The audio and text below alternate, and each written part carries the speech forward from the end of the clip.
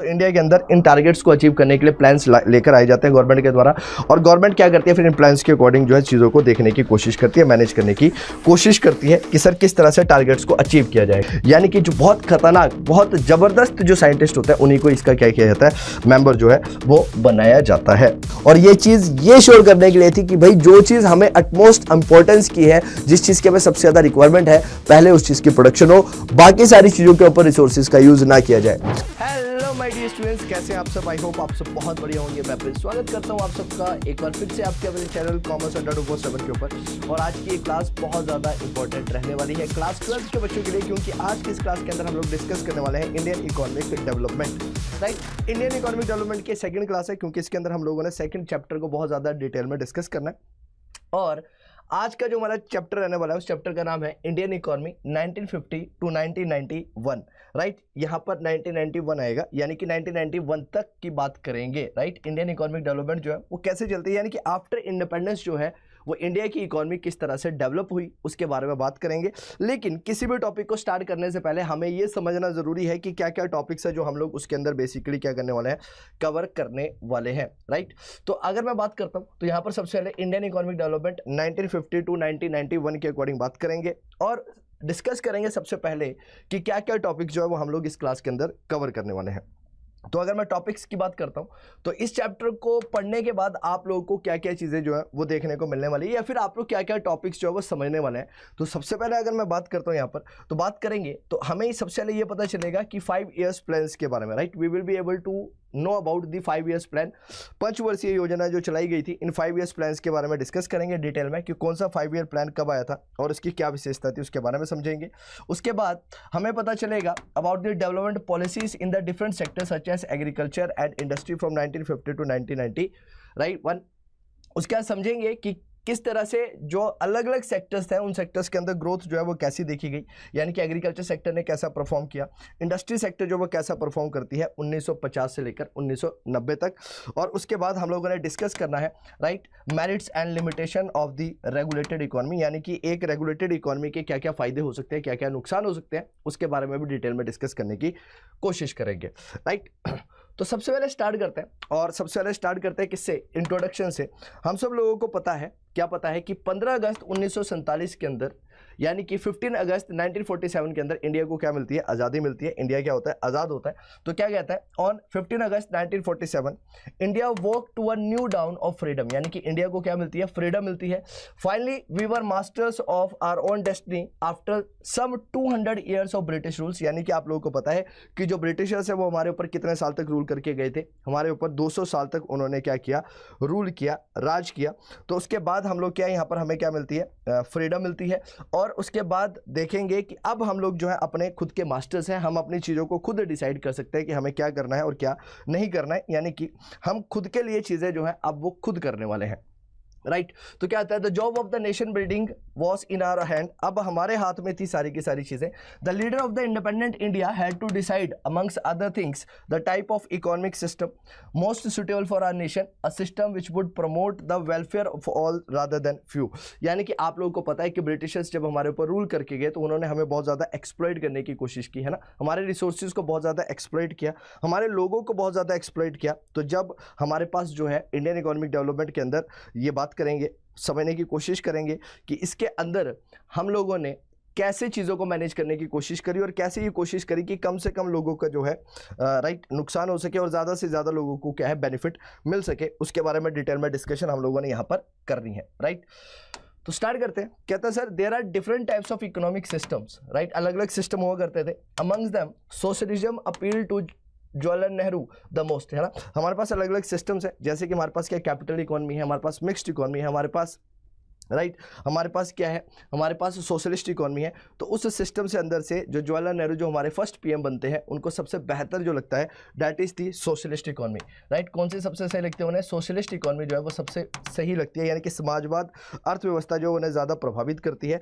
और वो डिसाइड करते हैं, क्या डिसाइड करते हैं कि सर अब हम लोग अपनी कंट्री के अंदर जो है समाजवाद इकोनॉमी को क्या है ज़्यादा प्रमोट करने वाले हैं। Right, we are going to promote the समाजवाद इकोनॉमी द मोस्ट, है ना, समाजवाद इकोनॉमी को क्या है ज़्यादा प्रमोट करने वाले हैं। राइट, तो होता क्या है, कहता है however he was not in favour of any kind of socialism established in the form of Soviet Union, where all the means of production, that is all the factors and farms in the country, were owned by the government. यानी कि सारी की सारी चीज़ें जो किसके द्वारा own की जा रही थी, गवर्नमेंट के द्वारा ओन की जा रही थी। तो इस तरह का सिस्टम भी उन्हें पसंद नहीं था। वो प्राइवेट सेक्टर को भी रोल देना चाहते थे, प्राइवेट सेक्टर को भी इंपॉर्टेंस देना चाहते थे, लेकिन उसके साथ में उनके माइंड में जो सबसे इंपॉर्टेंट चीज़ थी वो ये थी कि इन सेक्टर्स के ऊपर ध्यान देने के साथ साथ हमें कहीं ना कहीं प्राइवेट सेक्टर को भी क्या देना है, प्रमोट करना है। प्राइवेट सेक्टर को भी हम लोग प्रमोट करने वाले हैं। There was no private property, कोई भी प्राइवेट प्रॉपर्टी नहीं देखी गई थी सोवियत यूनियन के अंदर। It is not possible in democracy like India for the government to change the ownership pattern of the land and other property of its citizens in the way that it was done in the former Soviet Union। यानी कि India के अंदर ऐसी चीज़ें कर पाना possible नहीं था। तो इस सिस्टम को उन्होंने प्रमोट नहीं किया बहुत ज़्यादा। यानी कि उनको ऐसा लगा कि सर हम अगर प्राइवेट प्लेयर्स को भी ज़्यादा ध्यान देंगे, प्राइवेट प्लेयर्स के ऊपर भी इंपॉर्टेंस देंगे, तब जाकर हम ज़्यादा बेहतर तरीके से डेवलपमेंट जो है वो कर सकते हैं एक इकोनॉमी के अंदर। Now, Nehru and many other leaders and thinkers of the newly independent India sought an alternative to the extreme version of the capitalism। यानी कि जो कैपिटलिस्ट पूंजीवाद अर्थव्यवस्था का जो ये कॉन्सेप्ट है और समाजवाद अर्थव्यवस्था का जो ये कॉन्सेप्ट है, इसके ऊपर उन्होंने क्या किया, डिटेल में बहुत ज़्यादा चीज़ों को समझने की कोशिश करी। और basically sympathising with the socialist outlook they found the answer in an economic system which in their views combined the best feature of the socialism without its drawback. यानी कि हम सबको ही कंसिडर करके चलेंगे, यानी कि सोशलिस्ट को भी कंसिडर करके चलेंगे, कैपिटलिस्ट को भी कंसिडर करेंगे और ज़्यादा से ज़्यादा लोगों का वेलफेयर करने की कोशिश करेंगे। यहाँ पर ये ऑब्जेक्टिव रखा गया। In the view India would be a socialist economy और society with a strong public sector but also with private property and democracy, the government would plan for the right। अब यहां पर क्या होने वाला है कि भाई उन्होंने बोला कि सर हम जो है राइट क्या करने वाले हैं, प्राइवेट सेक्टर को भी कंसिडर करेंगे और गवर्नमेंट सेक्टर को भी इंट्रोड्यूस करेंगे, गवर्नमेंट सेक्टर को भी प्लान करेंगे। यानी कि गवर्नमेंट सेक्टर भी बहुत ज़्यादा रोल प्ले करने वाला है, लेकिन प्राइवेट सेक्टर को भी हम लोग क्या करेंगे, इंपॉर्टेंस जो है इसके अंदर देने वाले हैं। ऐसा कुछ इनके द्वारा प्लान किया गया। यहाँ पर क्या होता है राइट। अब सबसे पहले स्टार्ट करने से पहले आप लोगों के लिए एक इंपॉर्टेंट टास्क है, कहता है prepare a chart of the different type of economic system prevalent in the world. क्या क्या इकोनॉमिक सिस्टम जो है वो जनरली वर्ल्ड के अंदर देखे जाते हैं राइट। और उसके बाद आपने क्या करना है, you have to list out the countries as capitalist economy, socialist economy और मिक्स्ड इकोनॉमी के तौर पर आपने क्या करना है, मेंशन करना है कि कौन सी कंट्री जो है वो मिक्स्ड इकोनॉमी है, कौन सी कंट्री जो है वो सोशलिस्ट है और कौन सी इकोनॉमी जो है वो आपकी मिक्स्ड इकोनॉमी की कैटेगरी के अंदर आने वाली। एग्जाम्पल के तौर पर जैसे कि अगर बात करें चाइना, चाइना किस तरह की इकोनॉमी होगी, यूएसए जो होगा वो किस तरह की इकोनॉमी होगी राइट। थर्ड जब यूएसएसआर था तो वो कैसी इकोनॉमी थी, फोर्थ जब रशिया आया तो वो कैसी इकोनॉमी थी। इस तरह से आपको एक चार्ट क्या करना है, प्रिपेयर करना है, एक पैटर्न प्रिपेयर करना है। उसके बाद क्या है, plan a class trip to an agriculture farm, divide the class into 7 group with each others to plan a specific goal. For example the purpose of the visit, money expenditure in the end the time taken, उसके resources, people accompanying the group and who need to be contacted right. किसको contact करना और कौन कौन लोग जो है इसमें पार्टिसिपेट कर रहे हैं उससे related. Possible place of visit, कहाँ कहाँ पर विजिट कर सकते हैं, पॉसिबल क्वेश्चन जो पूछे जा सकते हैं। Now with the help of your teacher compile these specific goals and compare with the long term goals and the successful visits to an agriculture farm। इसके जाइए और इसके बारे में थोड़ा सा पता करिए और पता करेंगे कि क्या क्या बेनिफिट हो सकते हैं right. Types of economic system, अभी जैसे हम लोगों ने बात करी कि कितने टाइप के इकोनॉमिक सिस्टम जो थे वो प्रिवेल हुए, तो उसके बारे में अगर डिस्कस करें तो क्या कहता है, every society has the answer to this 3 questions. What goods and services should be produce in the economy. आप लोगों को पता है कि हर एक इकोनॉमी के अंदर यानी कि जनरली हम लोग ये क्वेश्चन पूछते हैं कि क्या बनना चाहिए, कितना बनना चाहिए और किसके लिए बनना चाहिए। इस तरह के क्वेश्चन के क्या करने होते हैं, हमें आंसर करने होते हैं। तो कहता है हर एक सोसाइटी को कुछ क्वेश्चंस है, उनके आंसर्स जो है वो देने पड़ते हैं। और वो क्वेश्चन सबसे पहले क्या है कि सर किस तरह की गुड्स और सर्विसेज जो है उसको प्रोड्यूस करना है हमारी कंट्री के अंदर, सबसे पहला क्वेश्चन। दूसरा क्वेश्चन ये आता है कि ये जो गुड्स और सर्विसेज प्रोड्यूस होगी राइट, इसको कैसे प्रोड्यूस किया जाएगा। Should producer use more human labour और कैपिटल, यानी कि मशीन्स का ज़्यादा यूज़ किया जाएगा या फिर लेबर का ज़्यादा यूज़ किया जाएगा। यानी कि how we can basically produce, यानी कि लेबर इंटेंसिव टेक्निक का यूज़ किया जाएगा या फिर कैपिटल इंटेंसिव टेक्निक का यूज़ किया जाएगा। किसका यूज़ जो है वो जल्दी किया जाएगा उसके बारे में बात करेंगे। How should the goods and services be distributed among the people, लोगों के बीच में गुड्स और सर्विसेज को किस तरह से डिस्ट्रीब्यूट करना है ताकि हैव्स और हैव्स नॉट के बीच में बहुत ज़्यादा गैप ना देखने को मिले राइट। ये चीज़ें आप लोग क्या करने वाले हैं, बनाने वाले हैं, समझने वाले हैं राइट। आगे क्या कहता है, one answer to this question is to depend upon the market forces for supply and demand right. एक आंसर क्या है कि सर हमें जनरली क्या होता है कि मार्केट फोर्सेस के ऊपर डिपेंड करना पड़ता है या फिर मार्केट फोर्सेस के ऊपर हम ज़्यादा निर्भर करते हैं, किसके लिए? डिमांड और सप्लाई के लिए। आगे क्या कहता है? इन मार्केट इकोनॉमी के अंदर आप लोगों को पता है कि जनरली जो आपकी डिमांड है और आपकी जो सप्लाई है वो बेसिकली डिसाइड करती है क्या, कि सर क्या बनना चाहिए, कितना बनना चाहिए और किसके लिए बनना चाहिए, राइट? इसके द्वारा डिसाइड किया जाता है, राइट? ऑल्सो कॉल्ड कैपिटलिज्म, इसको पूंजीवाद अर्थव्यवस्था भी बोलते हैं और कैपिटलिस्ट इकोनॉमी भी बोलते हैं। Only those consumer goods will be produced that are in demand, उन्हीं चीजों को बनाया जाएगा कैपिटलिस्ट इकोनॉमी के अंदर जिसकी डिमांड होगी, राइट? क्योंकि कैपिटलिस्ट इकोनॉमी का जो मेन ऑब्जेक्टिव होता है that is to maximise their profit, अपने लाभ को ज्यादा से ज्यादा मैक्सिमाइज करना वो उनका मेन ऑब्जेक्टिव रहता है, आप लोगों को पता है, right? That is goods that can be sold profitably either in the domestic or in the foreign market, right? If cars are in demand, car will be produced, and if bicycles are in demand, bicycles will be produced. आगे क्या कहता है? Bicycle will be produced, right? If labor is cheaper than capital. अब देखो, जब पूंजीवाद अर्थव्यवस्था की बात करेंगे, कैपिटलिस्ट इकोनॉमी की बात करेंगे, तो कैपिटलिस्ट इकोनॉमी ज्यादा प्रॉफिट मेकिंग के ऊपर काम करेगी। अगर लेबर उन्हें बहुत ज्यादा आसानी से मिल जाएगी तो वो लेबर के थ्रू काम करवाना पसंद करेगी, लेकिन अगर उन्हें अगर उन्हें मशीनों के थ्रू बेनिफिट ज्यादा होगा तो वो मशीनों के थ्रू काम को करवाना प्रीफर करती हैं, राइट? इसके अंदर ये बात बोली गई। आगे क्या कहता है? If labour is cheaper than capital, more labour intensive methods of productions will be used and vice versa. In a capitalist society, the goods produced are distributed among people not on the basis of what people need but on the basis of purchasing power.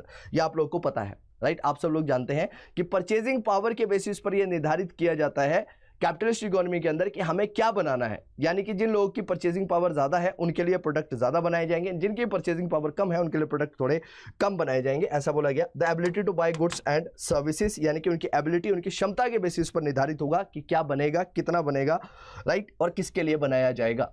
That is one has to have the money in the pocket to buy it. इसका मतलब क्या है कि हमारी जेब में क्या होना चाहिए? पैसा होना चाहिए, right? We should have money in order to buy, right? जिसके पास पैसा है वो चीजों को परचेज कर पाएगा। Low cost housing for the poor is much needed but will not count as demand in the market sense because the poor do not have the purchasing power to back the demand, है ना? सबसे बड़ी बात क्या है कि भाई जिनके पास पैसा है उन्हीं के लिए चीजों को बनाया जाएगा। अब जैसे गरीबों की अगर हम लोग बात करते हैं तो गरीबों के पास जनरली घर की रिक्वायरमेंट हर किसी को होती है, लेकिन गरीबों के पास पैसा नहीं है तो उनके लिए चीजों को नहीं बनाया जाएगा, है ना? क्योंकि प्रॉफिट मेकिंग जो है वो मेन ऑब्जेक्टिव रहता है किसका? कैपिटलिस्ट इकोनॉमी का। As a result, this commodity will not be produced and supplied as per market forces.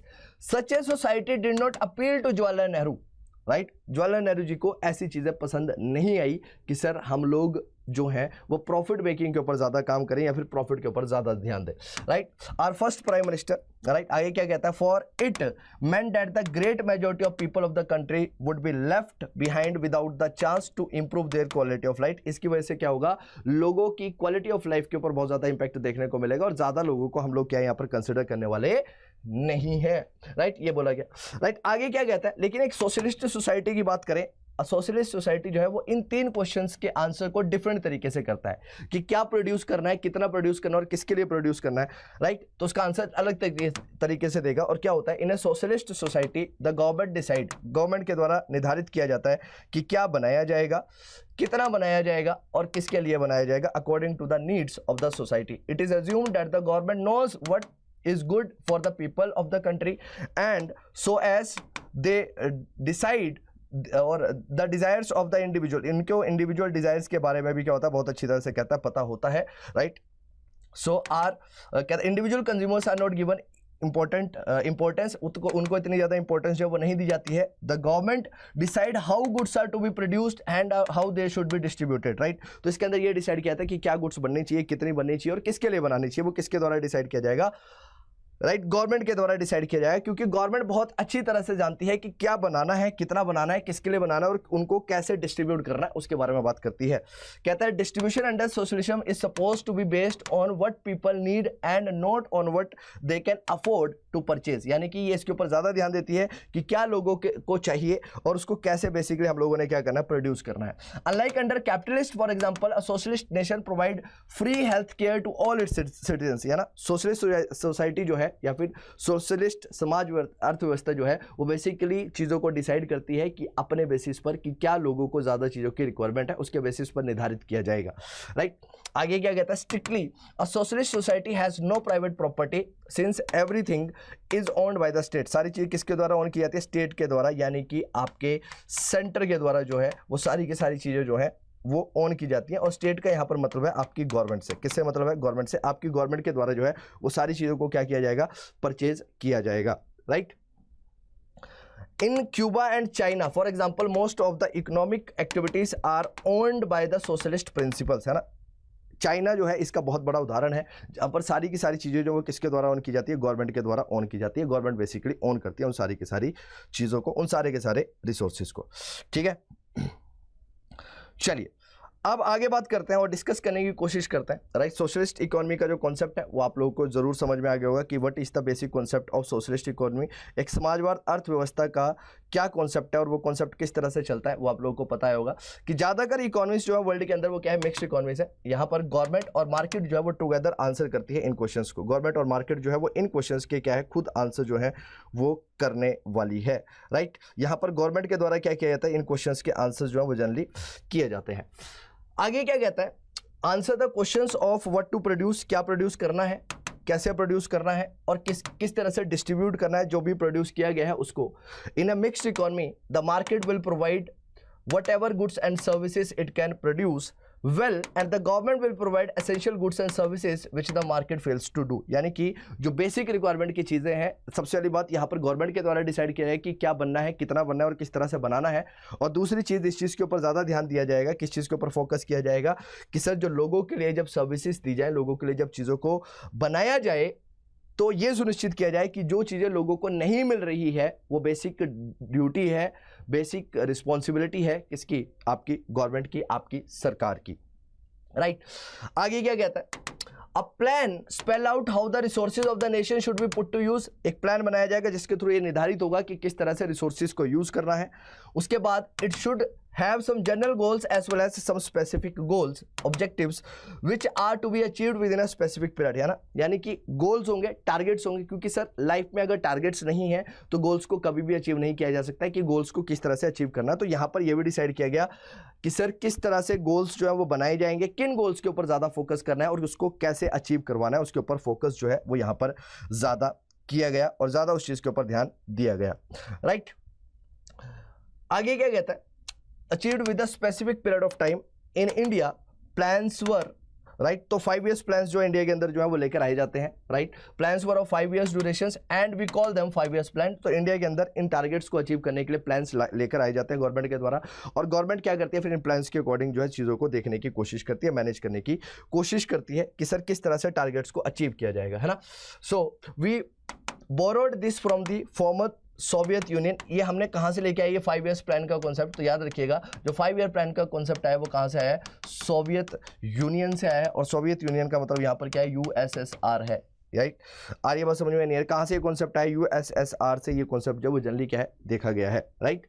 आगे क्या कहता है? The pioneer in the national planning are plan documents up to the year 2017 and not only specify the objective to be attained in the 5 years of a plan but also what is to be achieved over a period of 20 years। यानी कि ये 5 year plan जो बनाए वो इस चीज़ के perspective से नहीं बनाए कि हमें 5 साल में क्या अचीव करना है, बल्कि एक लॉन्ग विजन और एक लॉन्ग मिशन के साथ इन प्लान्स को बनाया गया। This long term plan is called perspective plans. इनको क्या बोला गया? पर्सपेक्टिव प्लान्स के नाम से इन्हें बोला गया।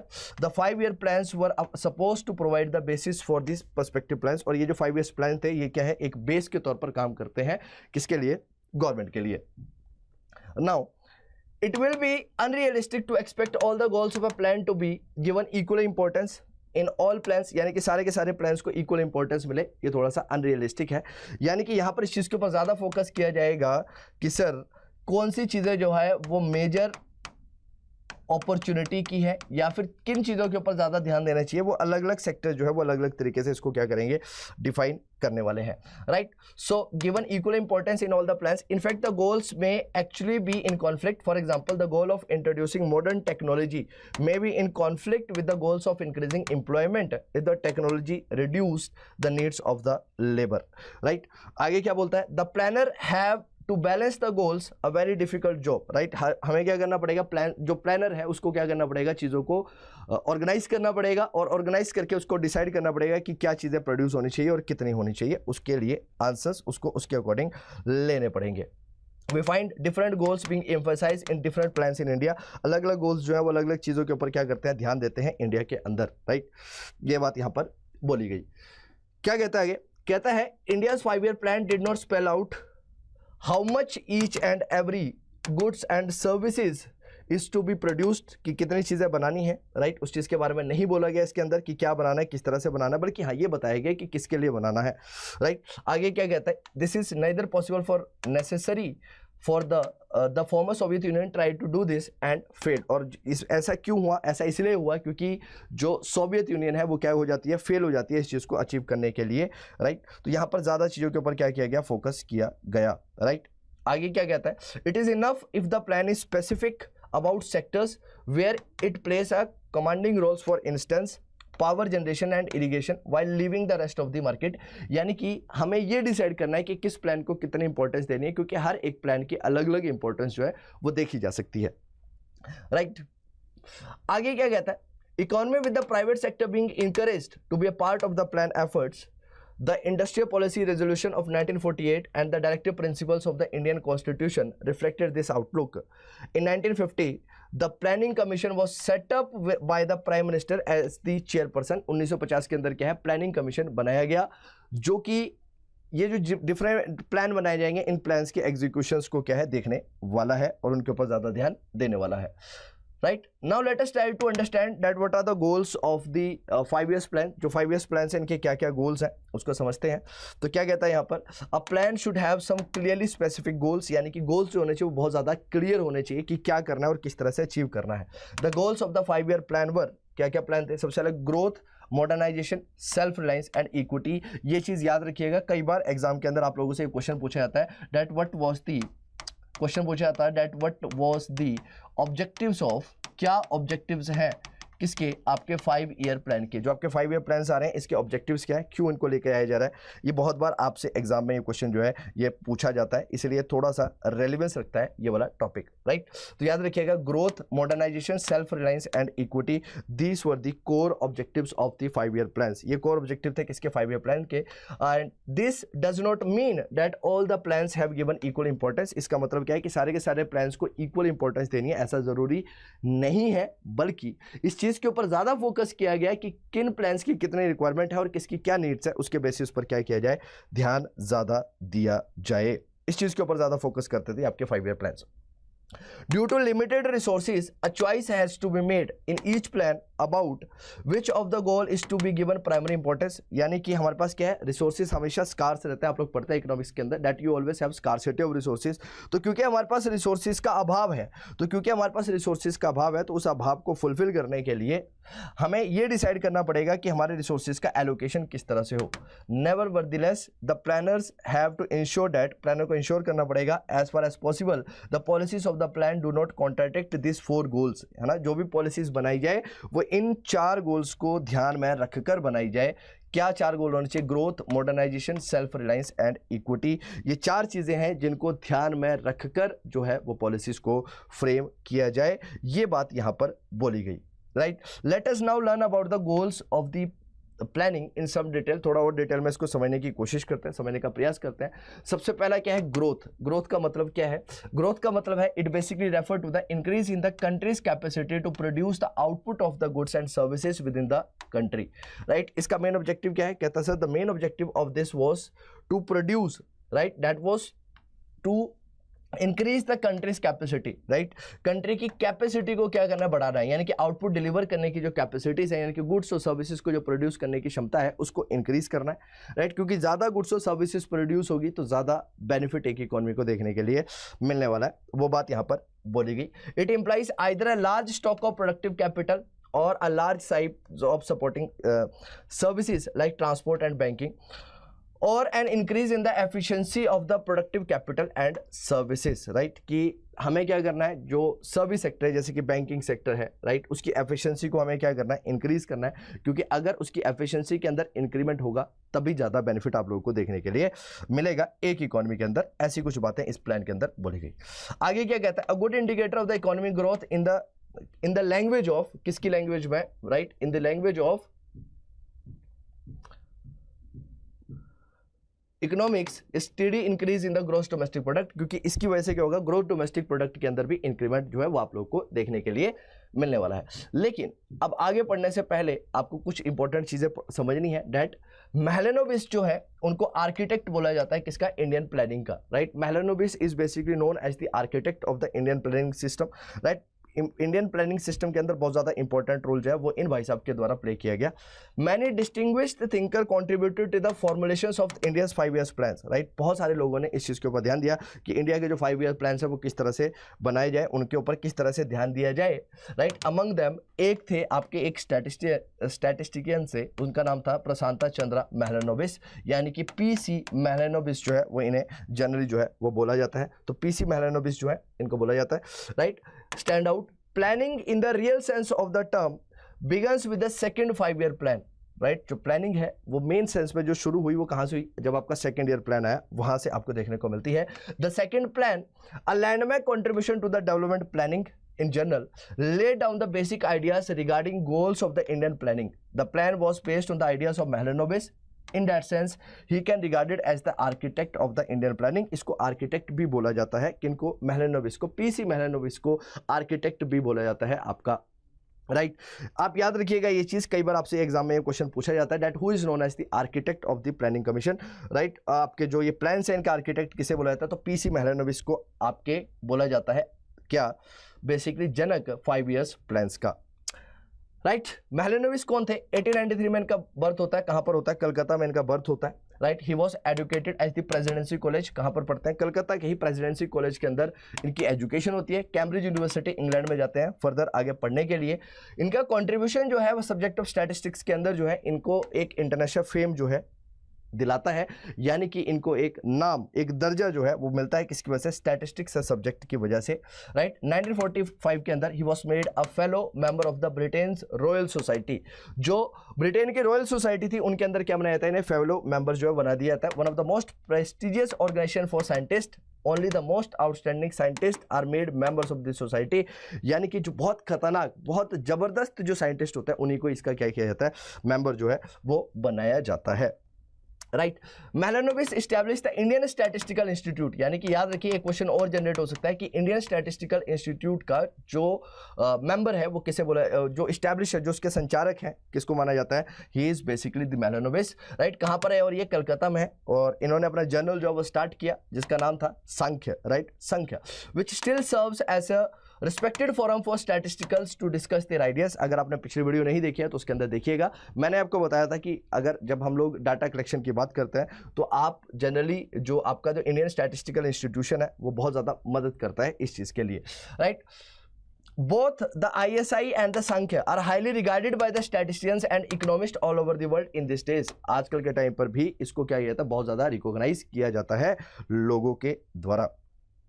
आगे समझते हैं। During the second plan period Mahalanobis invited many distinguished economist from India and abroad to advise him on India's economic development, कि इंडिया की इकोनॉमिक डेवलपमेंट को कैसे इंक्रीज किया जाए उसके ऊपर थोड़ा सा आइडिया लेने के लिए या फिर उसके ऊपर सजेशन देने के लिए क्या किया गया, डिफरेंट पर्संस को इनके द्वारा क्या किया गया, बुलाया गया कि आप आइए और आप बताइए कि किस तरह से चीजें जो है इंडिया के अंदर चलनी चाहिए, right. Some of this economist became Nobel prize winner, और कुछ जो है वो बाद में क्या बनते हैं, नोबेल प्राइज विनर भी बनते हैं, which shows that he could identify the individuals with the talent among the economists invited by the Mahalanobis were those who were very critical of the socialist principles of the second plan, right. In other words, he was willing to listen to what the critics had to say, the mark of great scholar। यानी कि सबसे अच्छी बात कि एक अच्छा व्यक्ति वही है जो पहले लोगों की समस्या को सुने और लोगों के द्वारा दिए गए सुझावों को बहुत अच्छी तरह से समझे, तभी वो आगे चलकर क्या कर सकता है, ग्रोथ कर सकता है, कंट्री लेवल की भी, कंट्री की भी ग्रोथ कर सकता है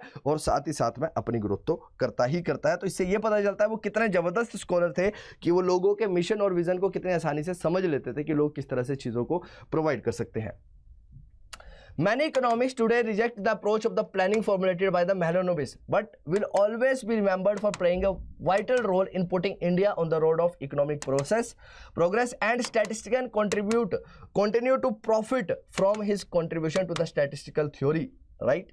जनरली आज बहुत सारे ऐसे इकोनॉमिस्ट हैं जो इनके द्वारा जो एक्सेप्टेड प्रिंसिपल्स हैं उनसे बहुत ज़्यादा तवज्जो नहीं रखते हैं और वो बोलते हैं कि भैया इतना ज़्यादा खास बात उसके अंदर नहीं थी, इतनी ज़्यादा कुछ खास बात नहीं थी। आप लोगों को पता है कि जब ज़िंदगी में आप सक्सेस करते हैं तो कुछ ना कुछ क्रिटिक्स जो है वो हमेशा आपकी ज़िंदगी में, आपके जीवन के अंदर देखने के लिए मिलते हैं। उनके जीवन में भी बहुत सारे रहे जिन्होंने उन्हें क्रिटिसाइज़ करने की कोशिश करी कि ऐसा नहीं होना चाहिए, राइट।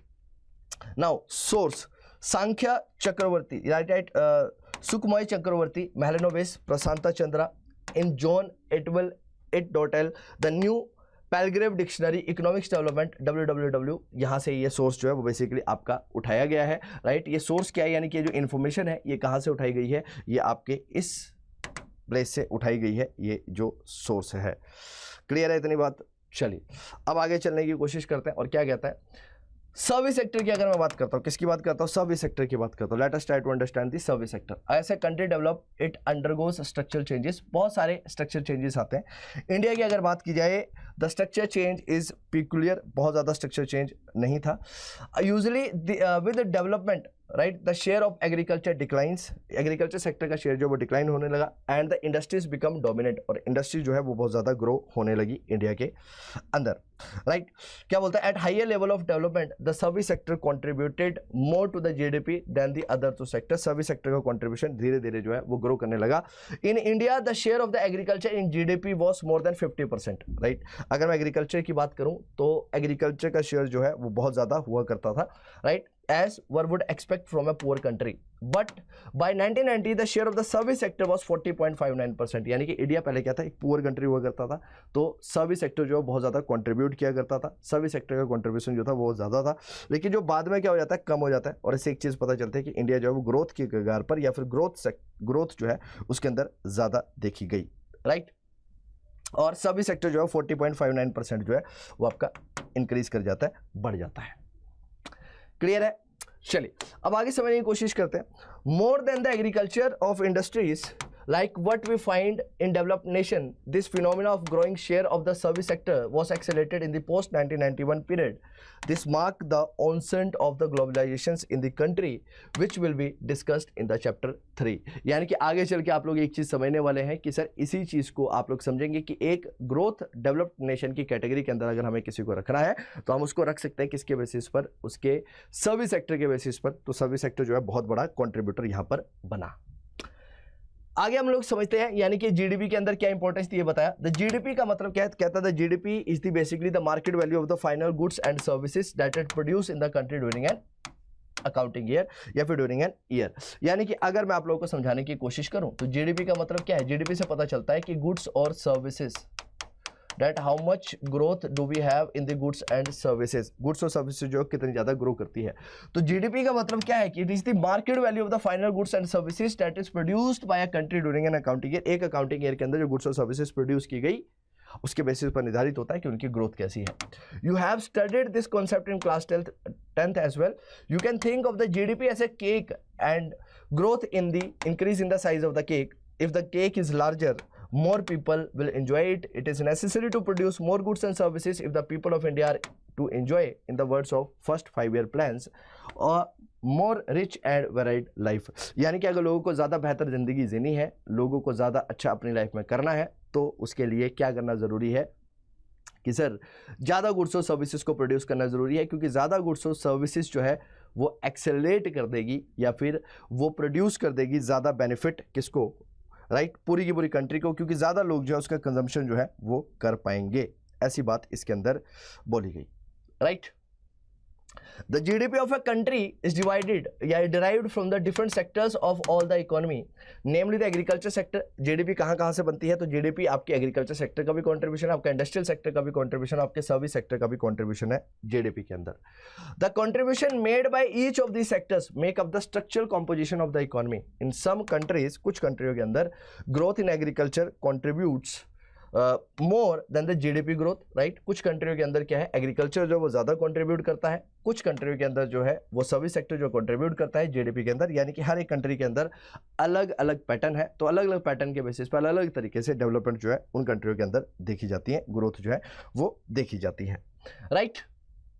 नाउ सेकंड कॉन्सेप्ट था हमारा कि हमें मॉडर्नाइजेशन करनी है। मॉडर्नाइजेशन का मतलब कि अच्छी गुड्स और सर्विसेज को प्रोड्यूस, यानी हमें अगर गुड्स और सर्विसेज को ज़्यादा प्रोड्यूस करना है तो गुड्स और सर्विसेज के प्रोडक्शन के लिए हमें कहीं ना कहीं ज़रूरी है एक चीज़, और वो क्या है, अच्छी मशीन्स और अच्छी टेक्नोलॉजी का होना। तो अच्छी टेक्नोलॉजी के ऊपर भी फोकस किया गया। तो to increase the production of the goods and services the producer have to adopt new technology. Producer को क्या करना पड़ेगा, नई टेक्नोलॉजी का यूज़ करना पड़ेगा। फॉर एग्जाम्पल एक फार्मर है, अगर वो आउटपुट लेवल को इंक्रीज करना चाहता है using new seed varieties instead of using the old ones, right, तो उसको क्या करना पड़ेगा, नई सीड्स को लेकर आना पड़ेगा। ताकि सिमिलरली अगर एक फैक्ट्री को अगर अपने आउटपुट को इंक्रीज करना है तो उसको क्या करना पड़ेगा, अच्छी बेहतर मशीन्स जो है वो लेकर आनी पड़ेगी। He has to bring more good machines in order to grow more, right, ज्यादा ग्रो करने के लिए। Adoption of the new technology is called modernisation. Modernisation का मतलब क्या है कि नई टेक्नोलॉजी को हम लोग क्या करने वाले हैं, अडॉप्ट करने वाले हैं। क्योंकि नई टेक्नोलॉजी को अगर हम लोग अडॉप्ट करेंगे तो उसकी वजह से जो ग्रोथ है वो ग्रोथ जो है वो बहुत ज़्यादा आप लोगों को देखने के लिए मिलने वाली है, ये बोला गया यहाँ पर। However, modernization does not refer only to the use of the new technology, but also to change a social outlook such as recognition that women should have the same right as men. कहता है इतना ही मतलब नहीं है modernisation का कि sir आप अच्छी टेक्निक्स लेके आइए, अच्छी टेक्नोलॉजीज लेके आइए। कह रहा है अच्छी बात है ये आप अगर लेके आ रहे हैं, लेकिन इसके अलावा और भी ऑब्जेक्टिव्स हैं इसके मॉडर्नाइजेशन के, और उसमें एक ऑब्जेक्टिव ये है कि वुमेन्स को, यानी कि वुमेन एम्पावरमेंट के ऊपर भी ध्यान दिया जाए। किसके ऊपर ज़्यादा ध्यान दिया जाए, वुमेन एम्पावरमेंट के ऊपर भी ध्यान दिया जाए। In a traditional society womens are suppose to remain at home while men work. A modern society make use of the talent of the women in the workplace, in banks, in factories, in schools, and such a society is the most occasions is more prosperous. यानी कि वो society जो वो ज़्यादा जो क्या होती है, प्रॉस्परस होती हैं, जो क्या करती हैं, वुमेन्स के कॉन्ट्रीब्यूशंस को भी क्या करती हैं, बहुत ज़्यादा डिटेल में समझती हैं कि वुमेन्स की कंट्रीब्यूशन जो है या फिर वुमेन की जो रिक्वायरमेंट है वो कितनी ज़्यादा है या कितना इंपॉर्टेंट रोल जो है वुमेन्स जो एक सोसाइटी के अंदर, एक समाज के अंदर जो है वो प्ले करती है, right.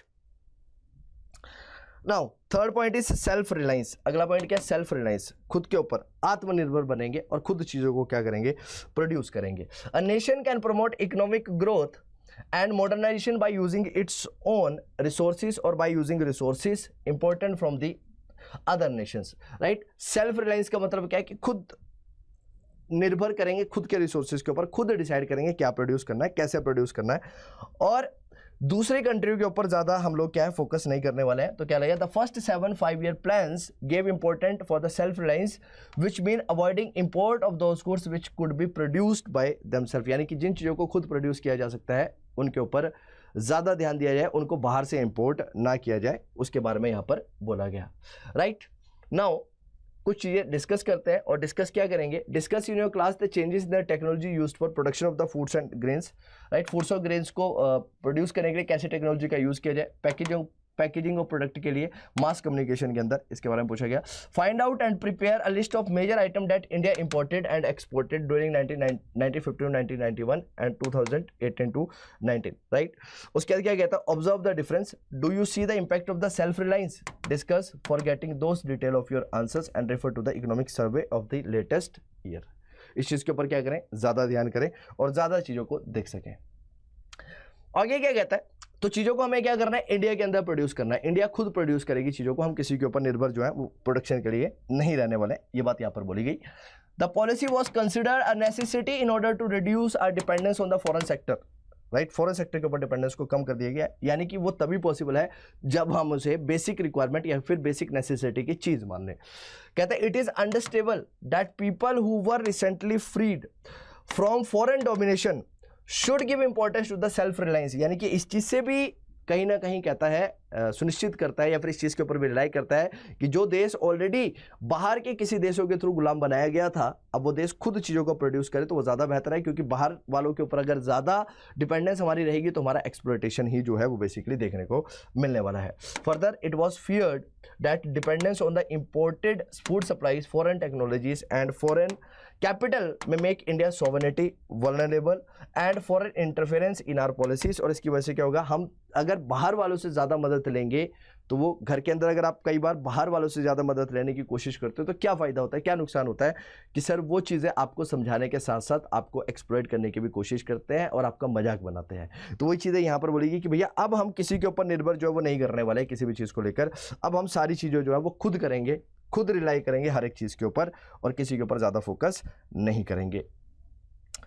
Now the next concept is equity. अगला कॉन्सेप्ट क्या था, इक्विटी का कॉन्सेप्ट था। और इक्विटी का कॉन्सेप्ट क्या था, now growth, modernisation and self reliance by themselves may not improve the kind of life which people are living. A country can have high growth, the most modern technology developed in the country itself, and also most of the people living in the poverty, right? तो equity मतलब, क्योंकि sir अगर हमें growth करनी है तो सबको बराबर करना पड़ेगा, सबको एक पैरामीटर्स पर लेके आना पड़ेगा। हैव्स और हैव्स नोट के बीच का जो गैप है, इस गैप को क्या करना पड़ेगा, हमें खत्म करना पड़ेगा, वो बात यहां पर बोली गई, right?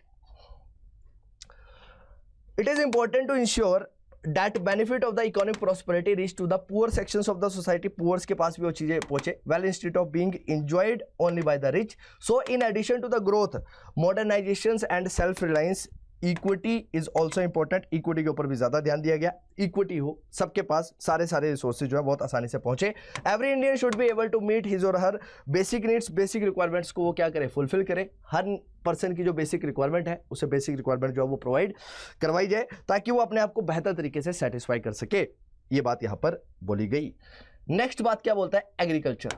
Now next point is agriculture. Now we will try to understand that sectors के ऊपर कैसे काम किया गया, उसके बारे में डिस्कस करते हैं और समझते हैं और क्या बोला गया।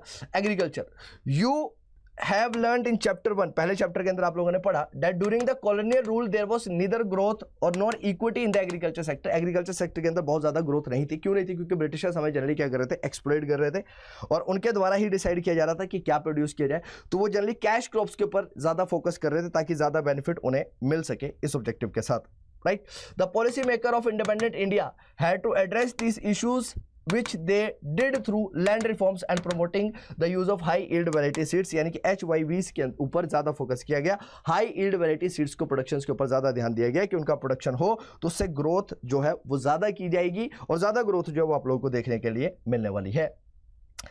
विच ushered in a revolution in Indian agriculture, और इसकी वजह से क्या हुआ, इंडियन एग्रीकल्चर के अंदर क्या हुआ, एक नई ग्रोथ जो है वो आप लोगों को देखने के लिए मिली। लैंड रिफॉर्म लेकर आए गए। At the time of independence the land tenure system was characterised by intermediaries, यानी कि लैंड रिफॉर्म किसके द्वारा निर्धारित किए जाते थे, इंटरमीडिएटरीज के द्वारा डिसाइड किए जाते थे, एक बिचौलियों के थ्रू डिसाइड किए जाते थे।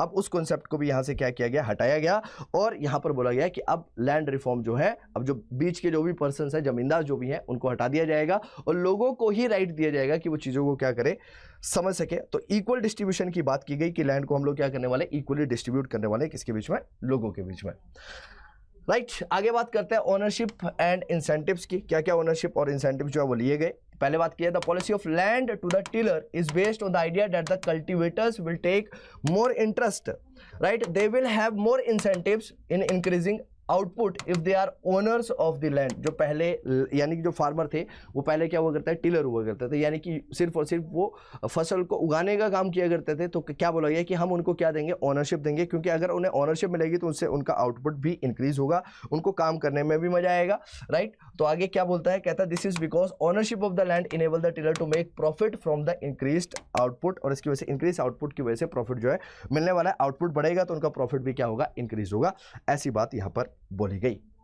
Tenant do not have the incentive to make improvement on the land since it is land owners who would benefit from much higher output. The importance of ownership in providing incentive is well illustrated by the carelessness with which farmers in the former Soviet Union used to pack fruit for the sales, right? तो ये बताया गया कि अगर जो ownership है, सबसे पहली बात क्या की गई कि ओनरशिप जो है वो आप किसको दे दो, ओनरशिप जो आप फार्मर्स को दे दो। उसकी वजह से क्या होगा, जब उनके पास ओनरशिप होगी तो वो ज़्यादा बढ़िया तरीके से काम कर पाएंगे और ज़्यादा आउटपुट जो है वो कंट्री के अंदर प्रोड्यूस कर पाएंगे, ये बात बोलेगी।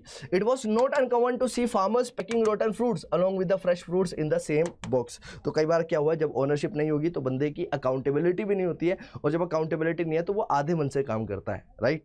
ध्यान से समझिए आगे क्या कहता है। Now every farmers note that the rotten fruit will spoil the fresh fruits if they are packed together. हर एक बंदा जबकि ये जानता है कि अगर फ्रेश फ्रूट के अंदर रोटन फ्रूट्स को पैक कर दिया है तो वो क्या कर देंगे, उसे डिस्ट्रॉय कर देंगे, खराब कर देंगे, लेकिन फिर भी वो ऐसा करते हैं, right?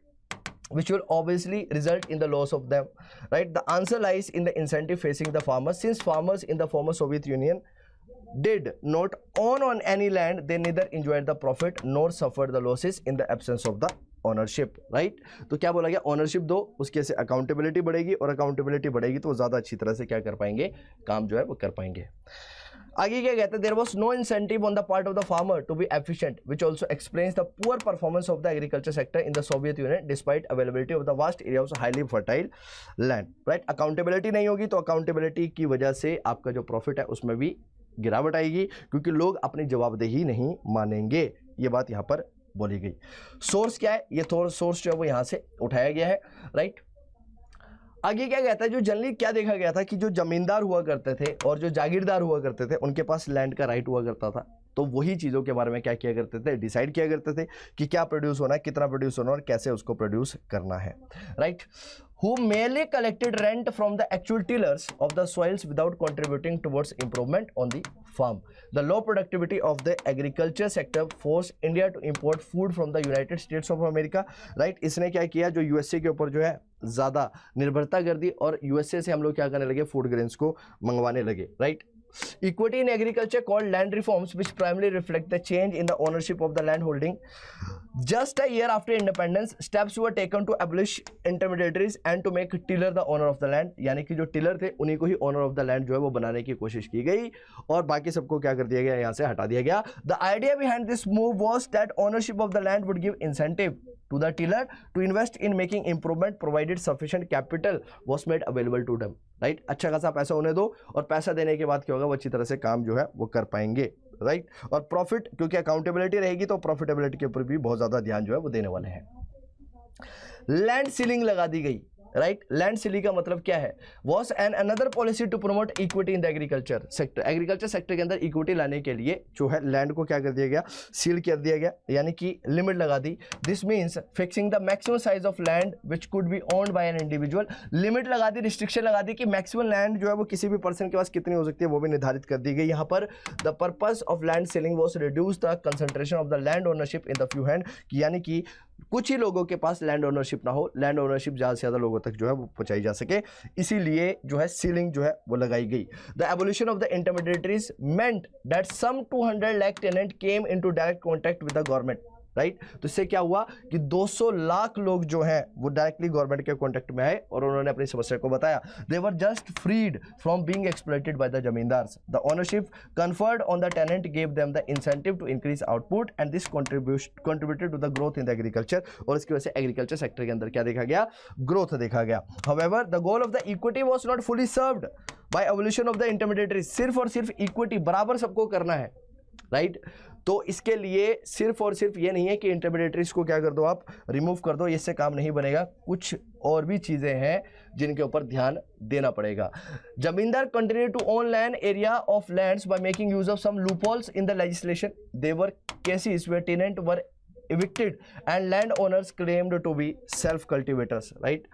The actual tiller claiming ownership of the land, and even with the tillers got ownership of the land, the poorest of the agricultural laborers such as sharecroppers and landless laborers did not benefit from the land reforms. इनको benefit जो है यहाँ से नहीं देखने को मिलता है, राइट? तो देखा गया कि जो जमींदार थे वो फिर भी कोशिश करते थे कि किसी तरह से हम लोग क्या है ज़्यादा एक्सप्लॉइट जो है वो इन्हें कर लें, है ना? ज़्यादा एक्सप्लॉइटेशन इनके द्वारा करने की कोशिश जो है फिर भी की जाती थी। तो इसका चेक एंड बैलेंस करना भी कहीं ना कहीं गवर्नमेंट के द्वारा क्या था, ज़रूरी था, ठीक है? The land ceiling legislation also faced hurdles. The big landlord challenged the legislation in the court, delaying the implementation. They used this delay to register their lands in the name of close relative, thereby escaping from the legislation, right? वो क्या करते थे, आप land को अपने नाम पर ना करवा कर लोगों अपने फैमिली मेंबर्स के नाम पर जो है वो जनरली करवा दिया करते थे, और इसकी वजह से क्या होता था, किसी भी तरह की कानूनी प्रतिक्रिया उनके अगेंस्ट में नहीं की जा सकती थी या फिर नहीं की जा सकती थी। The legislation also had a loopholes which were exploited by the big land hold to retain their land. Land reforms were successfully in Kerala and West Bengal because this state had government committed to the policies of the land to the tillers, right?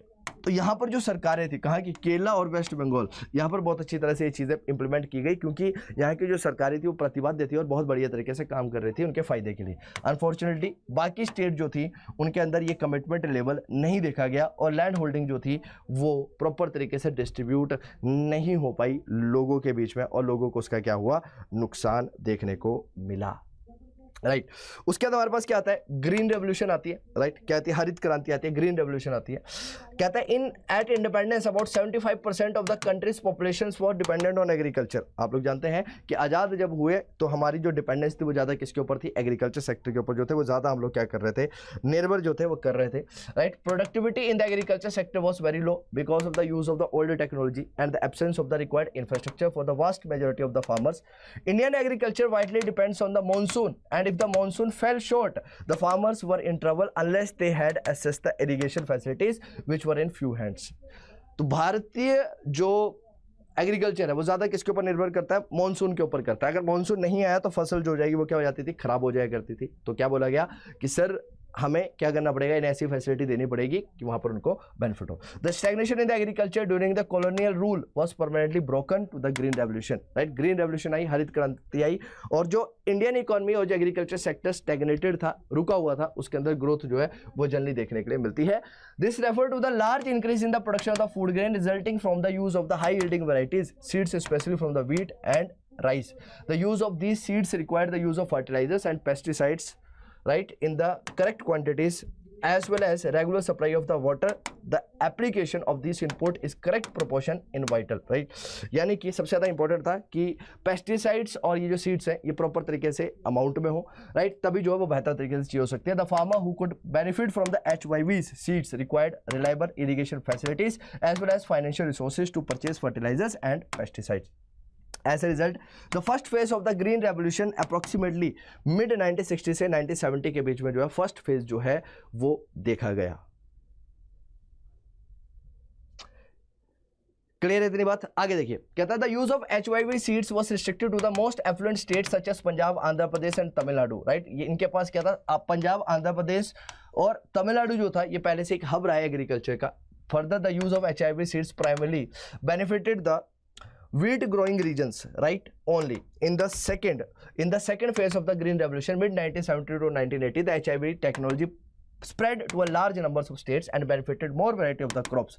The spread of green revolution technology enabled India to achieve self-sufficiency in food grains. India no longer had to be the mercy of the America or any other nations for meeting the food requirement. Growth in agriculture output is important, but it is not enough if a large proportion of this is increased, right, is consumed by the farmer themselves instead of being sold. यानी कि क्या होता था कि हम जो चीज़ें produce करते थे उस चीज़ को ज़्यादा खुद ही क्या कर लिया करते थे, कंज्यूम कर लिया करते थे। तो यहाँ पर बोला गया कि भैया इससे काम नहीं बनेगा, आपको क्या करना पड़ेगा, ज़्यादा बनाने से ज़्यादा आपको ज़्यादा बेचना पड़ेगा, ज़्यादा आप लोगों को सेल करना पड़ेगा। राइट ऐसी बात यहाँ पर बोली गई। क्यों? कहता है जितना ज्यादा आउटपुट होगा उतना ज्यादा इकोनॉमी के अंदर डिफरेंस देखने को मिलेगा। If on the other hand a substantial amount of agriculture produce is sold in the market by the farmer, the higher output can make a difference to the economy. The proportion of the agriculture produce which was sold in the market to the farmers is called marketed surplus. A good proportion of the rice and wheat produced during the green revolution period, right? तो green revolution के तहत बहुत सारी चीजों को क्या किया गया, प्रोड्यूस किया गया, बनाया गया, right? was sold to the farmer in the market. As a result, the price of the food grain declined relative to their items of the consumption, right? उसके बाद क्या होता है, the lower income groups who spent a large percentage of their income on food benefited from the decline in the relative prices, right? आगे क्या होता है, the green revolution enabled the government to procure sufficient amount of the food grain to build a stock which could be used in the times of food shortage. यानी कि storage की facility जो है उसको भी इंक्रीज कर दिया गया, स्टोरेज को भी बढ़ा दिया गया। इसकी वजह से क्या है कि अगर कभी जरूरत पड़े तो उस जरूरत के टाइम पर हम लोग क्या कर सके, ज्यादा रिसोर्सेज का यूज कर सके बढ़िया तरीके से। ठीक है। While the nation had immensely benefited from the green revolution, the technology involved was not free from risk. One such risk was possibility that it would increase the disparities between the small and the big farmers, since only the big farmers could afford the machines, और generally क्या वो technology के अंदर improvement हुआ तो उसके वजह से बड़े फार्मर्स है उन्हीं को क्या हो सकता है, ज़्यादा बेनिफिट हो सकता है, thereby reaping most of the benefit of the green revolution. Moreover, the HYVC crops were also more prone to the attack of the pest, and small farmers who adopted for this technology could lose everything in the paste attack. तो ज्यादातर farmer जो है इन चीजों को क्या कर सकते थे, खो सकते थे, राइट। तो इस चीज के ऊपर भी थोड़ा सा ध्यान जो है यहां पर रखा गया। Fortunately, this fear did not come to because of the steps taken by the government. The government provided loans at a very low interest rate, small farmers to help the small farmers and subsidize fertilizers that small farmer could also have access to the needed inputs. यानी कि लोगों के ऊपर ज़्यादा ध्यान दिया गया, यानी कि गरीबों को प्रमोट करने की कोशिश जो है वो गवर्नमेंट के जो है यहाँ पर की गई कि स्मॉल फार्मर्स जो है उनके ऊपर जो है वो ज़्यादा ध्यान जो है वो दिया जा सके। क्लियर है इतनी बात? चलिए, तो कई बार जो है ये सब्सिडीज का जो कॉन्सेप्ट है ये बहुत ज़्यादा डिबेटेबल क्वेश्चन हो जाता है। क्यों? क्योंकि सर कुछ लोग जिनको रिबेट मिलती है उनके लिए तो अच्छा है, जिनको नहीं मिल पाती उनके लिए ये गलत बात है। अब समझते हैं कि डिबेट ओवर दी सब्सिडीज क्यों रही, यानी कि जो सब्सिडीज गवर्नमेंट के द्वारा बेसिकली दी जाती है उसके ऊपर डिबेट क्यों हुई, या फिर क्यों उसके ऊपर डिबेट देखी गई, इसके कारण को समझने की कोशिश करते हैं। कहते हैं sir the economic justification of subsidies in agriculture is at present a hotly debate question, right. क्यों सब्सिडी दी जाए, राइट, ये हमेशा से एक हॉट पोटैटो रहा है, यानी कि हमेशा से एक समस्या का कारण रहा है और एक समस्या रही है। कहते हैं it is generally agree that it was necessary to use subsidies to provide an incentive for adoption of new HYB technologies by farmers in general and small farmers in particular, right. Generally अगर मैं high yield varieties की बात करता हूँ, किसकी बात करता हूँ, HYBs की बात करता हूँ, तो हाई ईल्ड वेराइटीज सीड्स जो थी वो बेसिकली क्या थी, इसको लेने के लिए क्या दी गई, फार्मर्स को सब्सिडीज दी गई। और सब्सिडीज क्यों दी गई, ताकि सर फार्मर जो है वो ज़्यादा बेहतर तरीके की सीड्स को क्या कर सके, लेकर आ सके। क्योंकि सर हो सकता है कि जो हाई ईल्ड वेराइटी सीड्स हैं वो थोड़ी सी एक्सपेंसिव हो, फार्मर उसे परचेज ना कर पाए। तो इस परस्पेक्टिव को समझने के लिए इनको क्या देने लगी गवर्नमेंट, राइट। को गवर्नमेंट के द्वारा क्या दिया गया, सब्सिडीज दी गई। तो any new technology will be looked upon as being a risky by the farmers. तो फार्मर जो है जनरली टेक्नोलॉजीज को क्या नहीं करना चाहते, एक्सेप्ट नहीं करना चाहते। क्यों? क्योंकि उनको लगता है कि टेक्नोलॉजिकली अगर मैं इस चीज़ को एक्सेप्ट करूंगा तो हो सकता है कि इसकी वजह से बहुत सारे इंपैक्ट्स मुझे क्या है फेस करने के लिए मिले। और दूसरी चीज़ क्या है कि अगर वो टेक्नोलॉजी को एक्सेप्ट भी करते हैं तो वो सबसे पहला क्वेश्चन उनके माइंड में यही आता है कि क्या हमारे पास इतना फंड है कि मैं टेक्नोलॉजीज को क्या कर सकता हूँ, एक्सेप्ट कर सकता हूँ। तो यहाँ पर गवर्नमेंट ने क्या बोला कि आपको इतना घबराने की या फिर सोचने की आवश्यकता नहीं है, क्योंकि अगर आप इसे टेक्नोलॉजी को यूज करते हैं तो हम आपको क्या करने वाले हैं, इसके बदले में सब्सिडीज जो है वो प्रोवाइड करने वाले हैं, ऐसी बात बोली गई। तो any new technology will be looked upon as a risk for the farmers. Subsidies were therefore needed to encourage farmer to test the new technology. इसीलिए फार्मर्स को क्या देने लगे, सरकार के द्वारा सोचा गया कि फार्मर्स को क्या दिया जाए, राइट, सब्सिडी दी जाए, ताकि फार्मर जो है वो टेक्नोलॉजीज का क्या कर पाए, यूज कर पाए बहुत बेहतर तरीके से।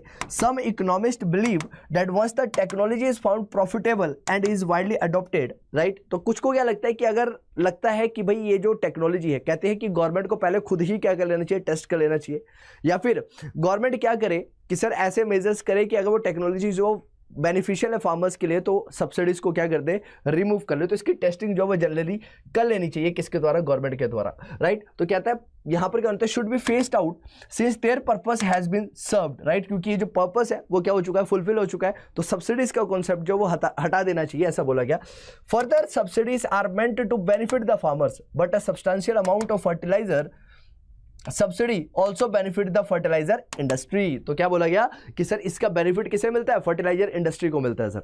और फर्टिलाइजर इंडस्ट्री को क्यों मिलता है, क्योंकि सर इस सब्सिडीज की वजह से वो गवर्नमेंट से क्या है, पैसा जो है वो ले सकते हैं ना। तो क्या कहता है, amongst the farmers the subsidy largely benefit the farmers in the more prosperous region. यानी कि सब्सिडी का बेनिफिट उन्हीं फार्मर्स को होगा जिनके पास एक तो जमीन ज्यादा है, और दूसरा क्या है कि उनके पास जो प्रोडक्ट है वो प्रोडक्ट भी, या फिर उनका जो प्लेस है जहां पर वो बेसिकली क्या कर रहे हैं, इरिगेशन कर रहे हैं, जहां पर वो बेसिकली क्या कर रहे हैं, अपनी ग्रोथ कर रहे हैं, किसकी, फूड ग्रेन्स की। तो वहां पर उनको ज्यादा फायदा मिलने वाला है जहां पर लैंड जो जमीन जो है बहुत ज्यादा उपज की है, राइट। यानी कि बड़े फार्मर जो है, लार्ज फार्मर्स जो है वो लार्ज फार्मर्स को ही बेसिकली बेनिफिट मिल रहा है। और लार्ज फार्मर्स को क्या सही मायने में सब्सिडीज देने की आवश्यकता है, ये क्वेश्चन था। और इस क्वेश्चन इसीलिए ये जो मुद्दा है वो थोड़ा सा क्या रहा, ज्यादा हॉट पोटैटो की तरह देखने को मिला, या फिर एक चुनौतीपूर्ण मुद्दा रहा। So therefore it is argued that there is no case for continuing with the fertiliser subsidy, it does not benefit the target group and it is a huge burden for the government finances, यानी कि इसीलिए बोला गया कि भैया इसको क्या कर दो, हटा दो, क्योंकि जिसके पर्सपेक्टिव के साथ, यानी कि गरीबों की मदद करने के लिए या फिर स्मॉल फार्मर्स की मदद करने के लिए आपने बेसिकली इस कॉन्सेप्ट को लेकर आए, आप इस कॉन्सेप्ट को लेकर आते हैं। लेकिन सर मुद्दे की बात यह है कि इसका फायदा तो छोटे फार्मर्स को तो मिल ही नहीं रहा है, तो बेनिफिट किसे मिल रहा है सर, बड़े फार्मर्स को, लार्ज फार्मर्स को मिल रहा है। तो इस मुद्दे को बोला गया है कि इसको क्या किया जाए, सब्सिडीज के कॉन्सेप्ट को हटा दिया जाए, right.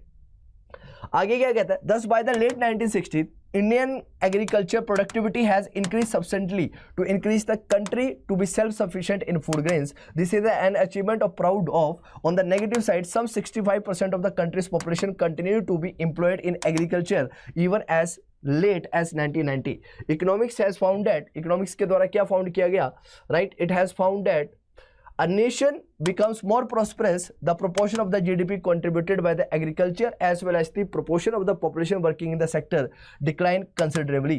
In India, between 1950 and 95, the population of GDP contributed by the agriculture declined significantly by not the population depending upon it, 67.7% in 1950 to 64.9% by 1990. तो एग्रीकल्चर के ऊपर जो डिपेंडेंस है वो भी क्या होने लगी थी, कम होने लगी थी। सो अगला क्वेश्चन बनता है that why was such a large proportion of the population engaged in agriculture although agriculture output could have grown with much less population, right. यहां पर कॉन्सेप्ट निकल कर आता है आपका डिसगाइज्ड अनएम्प्लॉयमेंट का, छुपी हुई बेरोजगारी का कॉन्सेप्ट जो वो जनरली एग्रीकल्चर सेक्टर के अंदर ही देखने को मिलता है। क्योंकि सर यहां पर जनरली क्या होता है कि जो काम बेसिकली 5 लोगों के द्वारा किया जा सकता है वही काम करने के लिए 50 लोग जो है वो जनरली लगे हुए हैं, right, with much less people working in the sector. The answer is that the industrial sector and the service sector did not absorb the people working in the agriculture sector. ऐसा क्यों था, क्योंकि sir जो लोग industrial sector के अंदर काम कर रहे थे, राइट, या फिर जो सर्विस सेक्टर है हमारा, जो इंडस्ट्रियल सेक्टर और जो सर्विस सेक्टर है वो पूरी तरह से जो लोग हैं उनको एब्जॉर्ब नहीं कर पाए, यानी कि उनको रोजगार नहीं दे पाया। तो उनकी मजबूरी थी कि उन्हें क्या करना पड़ा, फार्मिंग करनी पड़ी, यानी कि छुपी हुई बेरोजगारी जो है सबसे ज्यादा कहां देखी जाती है, आपकी एग्रीकल्चर सेक्टर के अंदर ही देखी जाती है, ऐसा कॉन्सेप्ट बोला गया, right. Many economists call this as important failure of the policies follow during the 1950 to 1990, यानी कि बहुत सारे इकोनॉमिक्स ने बोला कि सरकार की सबसे बड़ी दिक्कत या समस्या यही रही कि सर एग्रीकल्चर सेक्टर के अंदर जो डिस्गाइज्ड अनएम्प्लॉयमेंट है वो बहुत ज़्यादा बढ़ती चली गई और लोग जो है वो एग्रीकल्चर सेक्टर में बहुत ज़्यादा ध्यान देने लगे, लेकिन जो हमारा सर्विस सेक्टर है और प्रोडक्शन सेक्टर है वो इतना ज़्यादा आउटपुट नहीं देख पाया, राइट। अब आगे बढ़ने से पहले ये जो पॉइंट्स हैं इन पॉइंट्स को समझ लेते हैं, राइट। प्राइसेस एज सिग्नल क्या कहता है, you would have learned in an earlier class about how prices of the goods are determined in the market. आप लोगों ने पढ़ा है, राइट, कि डिमांड और सप्लाई के बेसिस पर जनरली प्राइसेस जो है वो डिसाइड किया जाता है एक मार्केट के अंदर। तो कहता है it is important to understand that prices are signal about the availability of the goods, right. जो प्राइस है वो क्या है, एक सिग्नल के तौर पर काम करता है। किसके तौर पर काम करता है, सिग्नल के तौर पर काम करता है, किसके related, availability of the goods से रिलेटेड। क्यों सर, क्योंकि सर अगर प्राइसेस बहुत ज्यादा है इसका मतलब प्रोडक्ट जो है वो बहुत कम है, अगर प्राइसेस कम है इसका मतलब प्रोडक्ट जो है वो बहुत ज्यादा वाइडली अवेलेबल है। कहता है if a good become scarce, अगर स्कार्सिटी है रिसोर्सेज की, अभाव है रिसोर्सेज का, तो प्राइसेस डेफिनेटली क्या होंगे, बढ़ेंगे।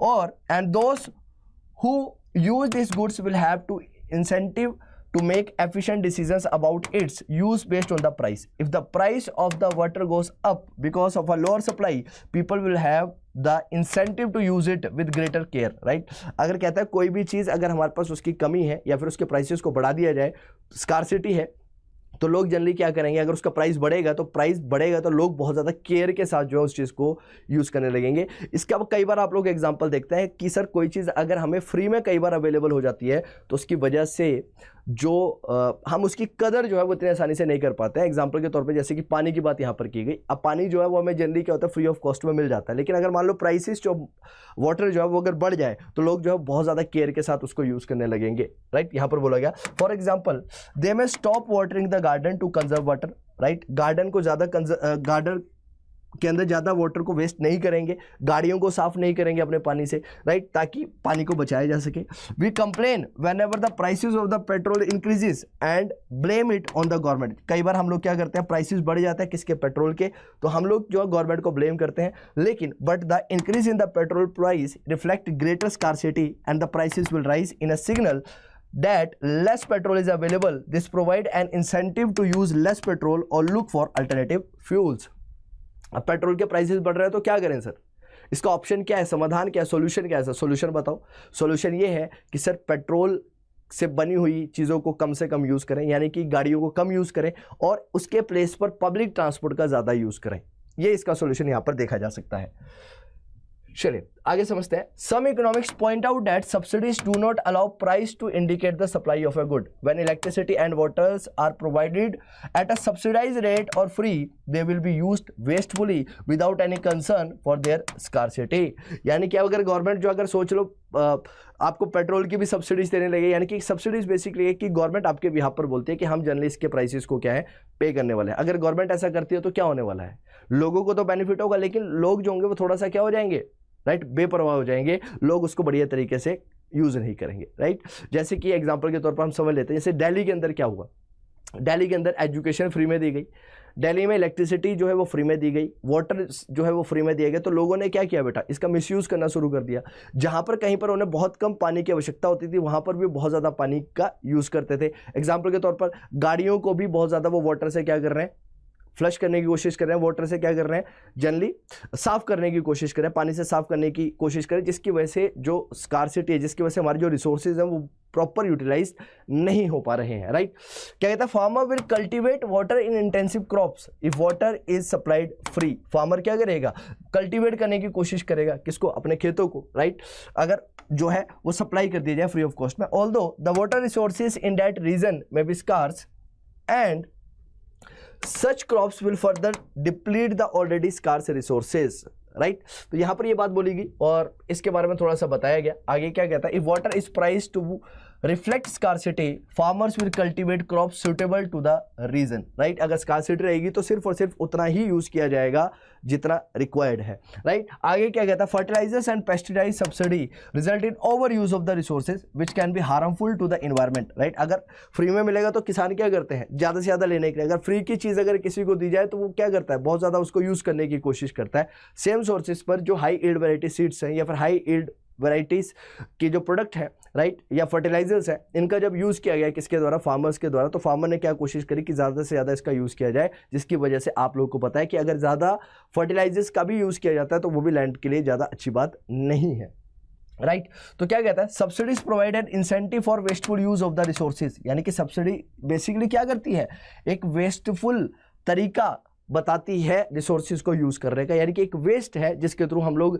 रिसोर्सेज को यूज करेंगे। तो गवर्नमेंट को बेसिकली बोला गया है कि सब्सिडीज नहीं देनी चाहिए।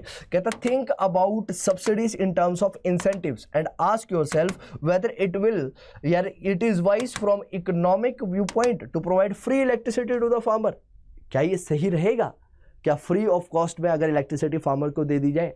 आखिर बर्डन किसके ऊपर पड़ने वाला है, तो बर्डन पड़ेगा किसके ऊपर, रिसोर्सेज के ऊपर। किसके ऊपर देखने को मिलेगा, रिसोर्सेज के ऊपर इसका बर्डन जो है वो देखने को आप लोगों को मिलने वाला है। A nation become more prosperous, the proportion of GDP, ये मैंने आप लोगों को बता दिया कि सर GDP का कंट्रीब्यूशन जो है वो बढ़ेगा जनरली, है ना। और इसके अंदर हम लोगों ने ये भी समझने की कोशिश करी कि एग्रीकल्चर के अंदर ही सबसे ज़्यादा डिसगाइज्ड अनएम्प्लॉयमेंट क्यों देखी जाती है, यानी कि इतना ज़्यादा आउटपुट एग्रीकल्चर सेक्टर से नहीं है, लेकिन उसके बावजूद भी एग्रीकल्चर सेक्टर के अंदर लोग जो है बहुत ज़्यादा इनरोल्ड है। ऐसा क्यों है, राइट, इसको भी समझने की कोशिश करी। और उसके पीछे का रीज़न हम लोगों ने क्या जाना कि जो हमारे बाकी दो सेक्टर है, यानी कि सर्विस सेक्टर है और हमारा जो दूसरा प्रोडक्शन सेक्टर है, वो प्रॉपर तरीके से यूटिलाइज नहीं कर पाया, या फिर उसके अंदर इतना इंटेक ही नहीं है कि वो लोगों को क्या कर सके, रोजगार दे सके। तो इसका मतलब कि गवर्नमेंट की कहीं ना कहीं फेलियर रही है इन दो सेक्टर्स को बढ़िया तरीके से ग्रो करने में। और उसका कारण ये रहा कि लोग जो है वो एग्रीकल्चर सेक्टर के अंदर ज़्यादा इन्वॉल्व हुए और लोगों के द्वारा ज़्यादा इन्वॉल्वमेंट उसके अंदर देखा गया। अब बात करते हैं इंडस्ट्री एंड ट्रेड की। Economist have found that poor nation can progress only if they have a good industry sector, right. क्या बोला गया कि अगर एक गरीब देश को बहुत अच्छा करना है तो उसके अंदर क्या करो, इंडस्ट्रियल सेक्टर जो है वो बहुत अच्छी तरह से ग्रो करो, राइट। बोला गया क्या कि इंडस्ट्रियल सेक्टर के ऊपर बहुत ज़्यादा ध्यान दो। अगर एक गरीब देश को बहुत अच्छा करना है तो इंडस्ट्रीज को अच्छा करो, इंडस्ट्रीज अच्छी होंगी तो लोगों को रोजगार मिलेगा, लोगों को रोजगार मिलेगा तो उस रोजगार की वजह से लोग क्या करेंगे, अर्निंग करेंगे, और अर्निंग जब ज़्यादा करेंगे तो लोग उसको स्पेंड भी अच्छी तरह से कर पाएंगे अपनी ग्रोथ के ऊपर। ये बात बोली गई। तो क्या बोला जाता है इसके अंदर, industry provide employment which is more stable then the employment in agriculture. Industries के अंदर जो एम्प्लॉयमेंट मिलती है वो ज्यादा स्टेबल है as compare to the agriculture sector. It promote modernisation and overall prosperity, क्योंकि सर एग्रीकल्चर सेक्टर के अंदर क्या होता है, जनरली हम क्या करते हैं, मॉडर्नाइजेशन की बात करते हैं, राइट। मॉडर्नाइज टेक्नोलॉजीज का यूज किया जाता है इंडस्ट्रियल सेक्टर के अंदर, और इसकी वजह से क्या होता है, ओवरऑल प्रोस्पेरिटी जो है, राइट। प्रोस्पेरिटी का मतलब वेल्थ, राइट। प्रोस्पेरिटी का सीधा सीधा लेना है वेल्थ से, तो उसकी वजह से वेल्थ में भी इंक्रीमेंट होगा। It is for this reason that the 5-year plan placed a lot of emphasis on industrial development. इसीलिए आप लोग एक चीज नोटिस करेंगे आगे कि जो 5 years प्लान बनाए जाएंगे वो ज्यादा फोकस करेंगे किसके ऊपर, इंडस्ट्रियल डेवलपमेंट के ऊपर। किसके ऊपर फोकस करने वाले हैं, इंडस्ट्रियल डेवलपमेंट के ऊपर जो है वो ज्यादा क्या करने वाले हैं, फोकस करने वाले हैं। You might have studied in the previous chapter that at the time of independence the variety of industries was very narrow. India के अंदर इंडस्ट्रियल सेक्टर मौजूद ही नहीं हुआ करता था, बहुत कम इंडस्ट्रियल सेक्टर की ग्रोथ थी इंडिया के अंदर जब हमारा देश आज़ाद हुआ, क्योंकि सर ब्रिटिशर्स के द्वारा तो हमारा सिर्फ और सिर्फ शोषण किया गया, और वो भी इस ऑब्जेक्टिव के साथ, इस उद्देश्य के साथ किया गया कि सर हम ज़्यादा से ज़्यादा क्या कर सके, गुड्स को राइट हमारे से रॉ मटेरियल लेकर जा सकें और वहाँ से फाइनल गुड्स जो है उसकी डंपिंग की जा सके ताकि लोगों के द्वारा उसको कंज्यूम किया जा सके, राइट। तो बहुत नैरो ग्रोथ यहाँ पर देखी गई किसके अंदर, इंडस्ट्रियल सेक्टर के अंदर, राइट। और आगे पढ़ने से पहले ये समझेंगे, largely confined to cotton, textile and jute, there was 2 well managed iron and steel firms, one in Jaisalmer and other in Kota, right, others in Kolkata, right. But obviously we needed to expand the industrial base with a variety of industries if the economy was to grow। यानी कि India के अंदर अगर देखा जाए तो industrial sector इतना अच्छे से काम नहीं कर रहा था, या फिर इंडस्ट्रियल अप्रोच जो थी, इंडस्ट्रियल ग्रोथ की जो अप्रोच थी वो बहुत ज़्यादा नैरो थी, है ना। तो बहुत ज़्यादा ग्रोथ नहीं थी इंडस्ट्रियल सेक्टर के अंदर। तो यहाँ पर क्या बोला गया कि सर 2 ही इंडस्ट्रीज हमारे पास हुआ करती थी, एक textile industry, cotton textile industry, और एक जूट इंडस्ट्री थी। तो यहाँ पर हुआ क्या, राइट, ध्यान से समझना, इन्हीं के ऊपर ज्यादा फोकस था, क्योंकि सर यही 2 चीजें हैं जो ज्यादा काम किया करती थी। तो क्या बोला गया, there were 2 well managed iron and steel firms भी थी इंडिया के अंदर, जो एक जमशेदपुर में थी और दूसरी कहां पे थी, कोलकाता में थी। लेकिन इसी से ही काम नहीं बनने वाला है। अगर हमें ग्रो करना है तो ग्रो करने के लिए हमें हमारे इंडस्ट्रियल सेक्टर के ऊपर भी क्या करना पड़ेगा, ध्यान देना पड़ेगा। इसलिए 5 years मॉडल्स जो हैं उनके ऊपर ज्यादा फोकस किया गया, किसके ऊपर, इंडस्ट्रियल सेक्टर के ऊपर ज्यादा जोर दिया गया, right. We needed to expand the industrial base with a variety of industries if the economy was to grow, right। अगर इकोनॉमी को ग्रो करना है तो इसके ऊपर हमें क्या करना पड़ेगा, ध्यान देना पड़ेगा। और आगे पढ़ने से पहले कुछ इंपॉर्टेंट चीजें जो आप लोगों को यहाँ पर समझ लेनी चाहिए। कहता है, group of student may visit an agriculture farm, prepare a case study on the methods of farming used, that is types of seed, fertilizers, machines, meaning of irrigation, cost involved, marketable surplus and income earned. It will be beneficial if the changes in the cultivations method could be collected from an elderly member of the farming family। यानी कि आप जाइए, खेतों में जाइए और farmer से मिलिए, और फार्मर से मिलने के बाद इन कुछ पैरामीटर्स के ऊपर थोड़ा सा देखिए कि क्या टेक्नोलॉजी उसके द्वारा यूज़ की जाती है, कौन से सीड्स जो है वो यूज़ करता है, कौन से फर्टिलाइजर्स उसके द्वारा यूज़ किया जाता है, प्रोडक्टिविटी कितनी है, राइट। और जनरली क्या कहता है जो बड़ा मुखिया है उस परिवार का, राइट, उससे क्या करिए, कंसर्न करिए और उससे पूछिए कि सर ये क्या क्या चाहिए, ताकि आपको ज़्यादा रिलायबल सोर्स ऑफ डाटा जो वो मिल सके, ज़्यादा रिलायबल डाटा आप लोगों को देखने के लिए मिल सके, राइट। उसके बाद जो आप लोग फाइंड करेंगे उसको क्या करिए, अपनी क्लास के अंदर डिस्कस करिए। The different group can prepare a chart showing variations in the cost of production, productivity, use of seeds, fertilizers, means of irrigation, time taken, marketable surplus and income of the family. Collect newspaper cutting related to the World Bank, International Monetary Fund, World Trade Organizations and meets of G7, G8, G10 or countries. Discuss the views shared by the developed and the developing country on the farm subsidies। यानी कि different meeting हुई, तो यहाँ पर इनके द्वारा जो meeting की गई इसके अंदर ये बोला गया कि जनरली इस मीटिंग के अंदर आप समझेंगे, ये कटिंग करिए और उसके बाद ये बताने की कोशिश करिए कि जनरली सब्सिडीज का क्या इंपैक्ट देखने को मिल सकता है डेवलपिंग कंट्रीज के ऊपर, राइट। ये कुछ टास्क है जो आपको जरूर करनी चाहिए। उसके बाद क्या कहता है, prepare a pie chart on the occupational structure of the Indian economy available in the following table. Discuss the possible reasons for the change in the shape of the pi, right. Pie chart का मतलब क्या होता है, एक circle होता है जिसमें different sectors को मैं क्या कर सकता हूँ, उसकी परसेंटेज के बेसिस पर क्या कर सकता हूँ, बांट सकता हूँ, है ना। जैसे कि ज़्यादा परसेंट है, 67% मान लो, इसे मान लो आप लोग 10% मान लो, और इसे 20% मान लो, या बचा हुआ परसेंट मान लो। तो पाई चार्ट बेसिकली इस तरह से रिप्रेजेंट करने की बात कहता है। तो यहाँ पर क्या कहता है, एग्रीकल्चर सेक्टर 1950 से 51 के अंदर 72.1% था, इंडस्ट्रियल सेक्टर जो था वो 10.7% था, और सर्विस सेक्टर का कंट्रीब्यूशन 17.2% था हमारी जीडीपी के अंदर। 1990 से लेकर 1991 के अंदर क्या देखा गया, जो एग्रीकल्चर सेक्टर का कंट्रीब्यूशन है वो थोड़ा सा कम हुआ, और हमारा जो इंडस्ट्रियल सेक्टर और सर्विस सेक्टर का कंट्रीब्यूशन है वो बढ़ता हुआ नजर आएगा आपको यहाँ पर। इससे रिलेटेड आपको क्या करना है, पाई चार्ट जो है वो बेसिकली बनाना है, राइट। अब आगे समझने की कोशिश करते हैं। आगे क्या कहता है, public and private sectors in Indian industrial development, right. Public और प्राइवेट सेक्टर का क्या रोल रहा, right. What was the basic role of the public and the private sector, समझने की कोशिश करते हैं। चलिए बात करते हैं public and private sector in Indian industrial development, right, कि पब्लिक सेक्टर और प्राइवेट सेक्टर का क्या रोल रहा है इंडियन इंडस्ट्रियल डेवलपमेंट में। तो क्या कहता है, the big question facing the policy maker was what should be the role of the government and the private sector in the industrial development at the time of independence. Indian industrialist did not have the capital to undertake, right. Generally हुआ क्या, अब यहां पर ये समझने की कोशिश करेंगे कि दोनों का ही रोल था, यानी कि पब्लिक सेक्टर भी रोल प्ले करने वाला था और प्राइवेट सेक्टर भी रोल प्ले करने वाला था। तो पब्लिक सेक्टर और प्राइवेट सेक्टर का रोल बेसिकली क्या देखने को मिला, उसके बारे में यहाँ पर डिस्कशन की गई है, और इसके बारे में ही डिटेल में हम लोगों को क्या हम लोगों के द्वारा क्या किया जाएगा, इसको पढ़ा जाएगा, राइट। तो ये समझने की कोशिश करते हैं। और क्या कहता है सर, यहां पर क्या बात की जाती है, that investment in industrial venture required for the development of the Indian economy nor was the market big enough to encourage industrialists to undertake major project even if they had the capital to do so, right। लोग जो थे थोड़ा सा चिंतित थे और लोग थोड़े से परेशान थे कि भाई हमें क्या इन्वेस्ट करना चाहिए इंडियन मार्केट के अंदर, राइट। क्यों लोगों के पास पैसा था लेकिन उसके बावजूद भी, राइट, वो हिम्मत नहीं कर पा रहे थे क्या करने के लिए, पैसे को इन्वेस्ट करने के लिए।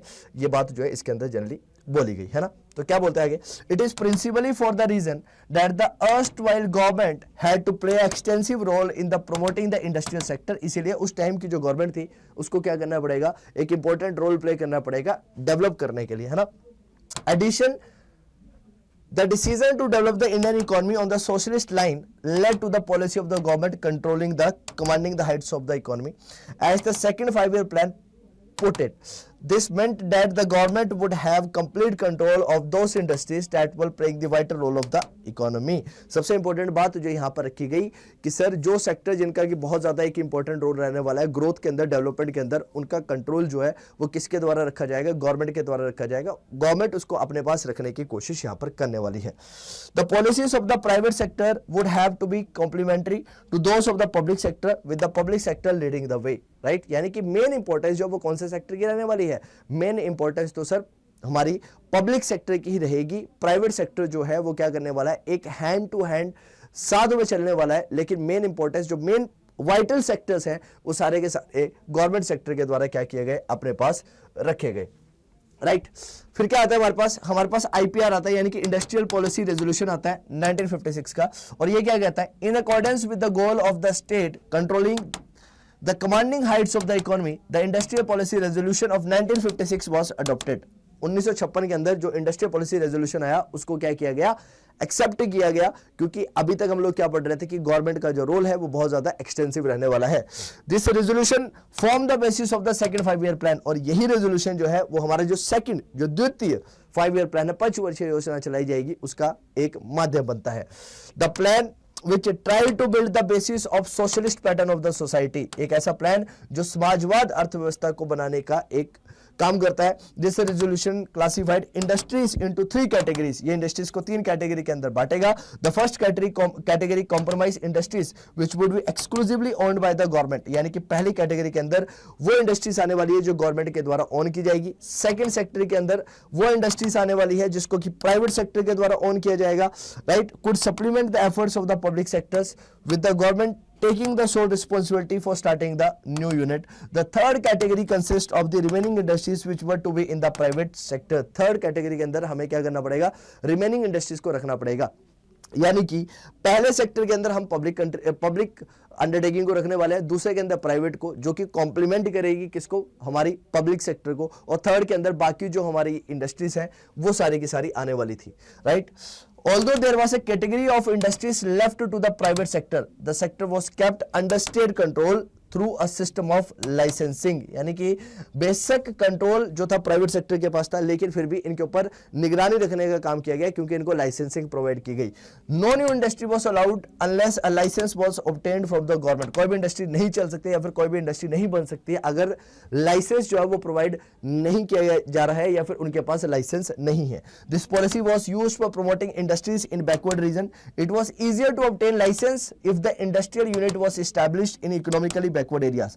इन addition, such unit were given certain concessions such as tax benefit, electricity and lower tariff. The purpose of this policy was to promote regional equality.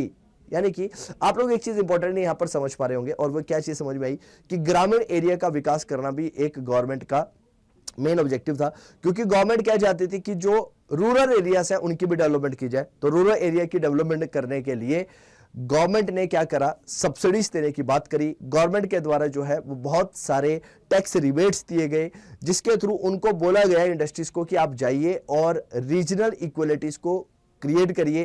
कैसे क्रिएट करेंगे, आप जाइए और उन एरियाज के अंदर जाकर इन्वेस्टमेंट करिए जहां पर अभी तक इन्वेस्टमेंट नहीं हो पा रही है, क्योंकि अगर सारे देश का विकास करना है तो कहीं ना कहीं जो ग्रामीण एरियाज है उनका भी विकास हमें करना पड़ेगा।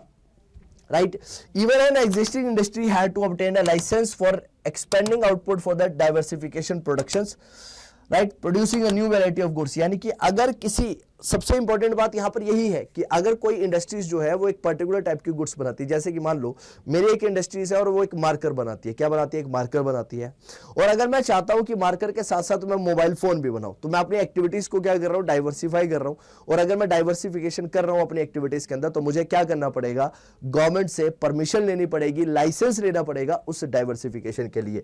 राइट, आगे क्या कहता है, this was meant to ensure that the quantity of the goods produce was not more than what the economy required. और ये चीज ये श्योर करने के लिए थी कि भाई जो चीज हमें अटमोस्ट इंपॉर्टेंस की है, जिस चीज के हमें सबसे ज्यादा रिक्वायरमेंट है, पहले उस चीज की प्रोडक्शन हो, बाकी सारी चीजों के ऊपर रिसोर्सेज का यूज ना किया जाए। Licence to expand production was given only if the government was convenience that the economy required a larger quantity of goods. और ये तभी पॉसिबल था, एक्सपैंड करने का जो लाइसेंस था वो तभी दिया जाता था जब सरकार को ये लगता था या फिर सरकार जो है इस बात से कन्वीनियंस हो जाती थी कि सर हमें ज्यादा क्वांटिटी ऑफ गुड्स की रिक्वायरमेंट है या फिर इस चीज की रिक्वायरमेंट हमें जो है वो थोड़ी सी ज्यादा पड़ने वाली है। अगला कॉन्सेप्ट आता है एसएसआई का, जिसको रहता है स्मॉल स्केल इंडस्ट्रीज। 1955 के अंदर क्या होता है, the village and the small scale industries committees also called the curve committee noted the possibilities of using small scale industries for promoting rural development. यानी कि ग्रामीण एरिया का विकास के लिए जो हमारी एक कार्वे कमेटी थी, कार्वे कमेटी ने नोट किया कि सर हमारे पास क्या है, we need, right, what we basically need that there is possibilities for using small scale industries for promoting the rural development। यानी कि ग्रामीण एरिया का अगर मुझे विकास करना है तो मुझे स्मॉल स्केल इंडस्ट्रीज की आवश्यकता पड़ने वाली है। उनकी आवश्यकता क्या करेगी, पड़ने वाली है। और small scale industry is defined with reference to the maximum investment allowed on the assets of a unit. This limit has changed over a period of time. In 1950, a small scale industry unit was one which invested। तो small scale industries की भी क्या की गई, यहाँ पे परिभाषा बताई गई, यहाँ पे डेफिनेशन बताई गई कि स्मॉल स्केल इंडस्ट्री की परिभाषा के अंदर किसको इंक्लूड किया जाएगा, किसको स्मॉल स्केल इंडस्ट्री जो है वो माना जाएगा। राइट, तो क्या बोला गया, उस टाइम पर स्मॉल स्केल इंडस्ट्रीज की कैटेगरी के अंदर किसे रखा जाएगा। तो अगर मैं बात करता हूं तो maximum of 5 lakh rupees, at present the maximum investment allowed is rupees 1 crore रुपए। यानी कि उस टाइम पर स्मॉल स्केल इंडस्ट्रीज के अंदर उनको रखा जाएगा, राइट, जो 5 लाख तक की अमाउंट जिनकी फिक्स की गई। और अब अगर स्मॉल स्केल इंडस्ट्रीज की बात की जाए तो हर एक इंडस्ट्रीज जिसका टर्नओवर या फिर जिसकी वैल्यू 1 करोड़ है उसको रखा जाता है किसके अंदर, स्मॉल स्केल इंडस्ट्रीज की कैटेगरी के अंदर। It is believed that small scale industries are more labour intensive. यानी कि जो स्मॉल स्केल इंडस्ट्रीज होती है वो ज्यादा किससे इंटेंसिव है, लेबर इंटेंसिव है। और दूसरा क्या होता है हमारे पास, capital intensive. Right, labour intensive का मतलब क्या है कि वहां पर लेबर का ज्यादा यूज किया जाएगा, मोर लेबर विल बी यूज। और कैपिटल इंटेंसिव का मतलब क्या है, दैट इट रिक्वायर मशीन। क्या चाहिए इसके अंदर, मशीन की रिक्वायरमेंट है, क्या करने के लिए, ग्रोथ करने के लिए। That is, they use more labor than the large scale industries and therefore generate more employment। इसलिए small scale industries क्या है, ज्यादा employment जो है वो basically क्या करती है, generate करती है।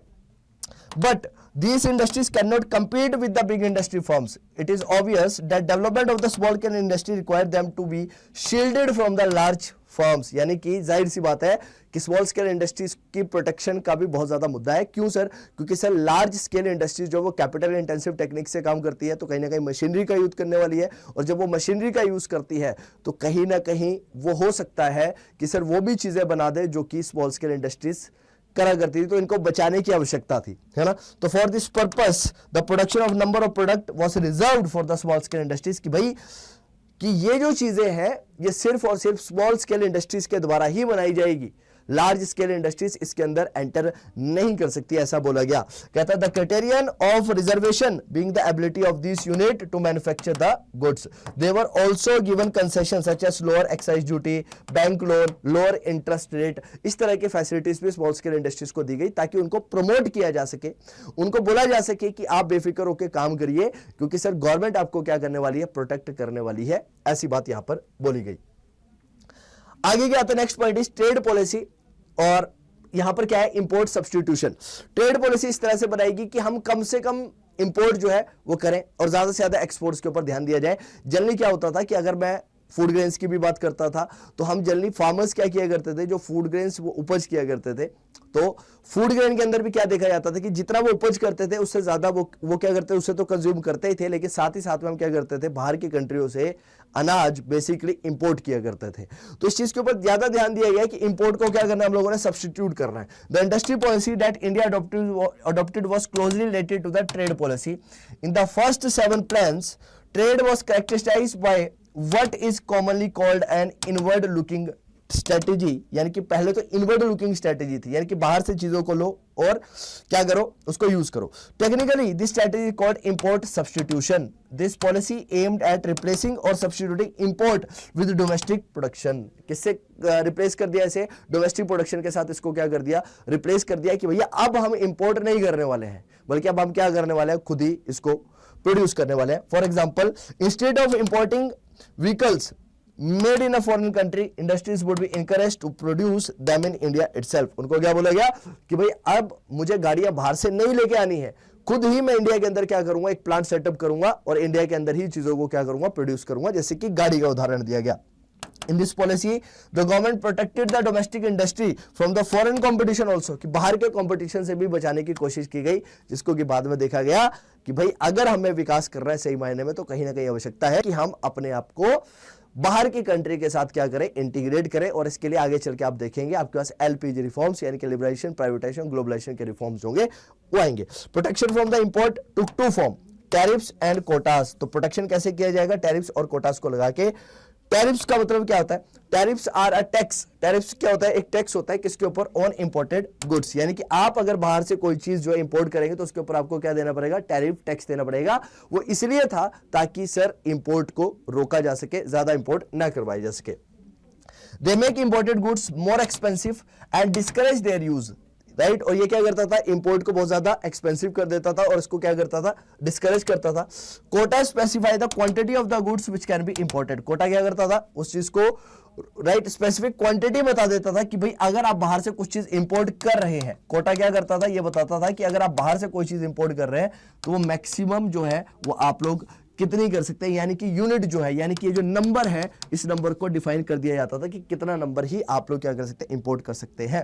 तो क्या कहता है, the effect of the tariff and quotas is that they restrict imports and therefore protect the domestic firm from the foreign competition. और डोमेस्टिक फर्म्स को फॉरेन कंपटीशन से बचाने की कोशिश यहां पर की गई। The policy of protection was based on the notion that industries of the developing countries were not in a position to compete against the goods produced by more developed economies. It was assumed that if the domestic industries were protected, they would learn to compete in the course of time. Our planners also urged the positivity or the possibilities of the foreign exchange being spent on the import of the luxury good if no restrictions were placed on import, nor was any serious thought given to promote export until the mid 1980. Export की तो यहाँ पर बात ही नहीं की जाती थी, main ध्यान दिया जाता था किसके ऊपर, इंपोर्ट के ऊपर, कि हमको कम से कम इंपोर्ट को क्या करना है ताकि सर ज्यादा से ज्यादा बेनिफिट उठाया जा सके इस पर्सपेक्टिव के साथ।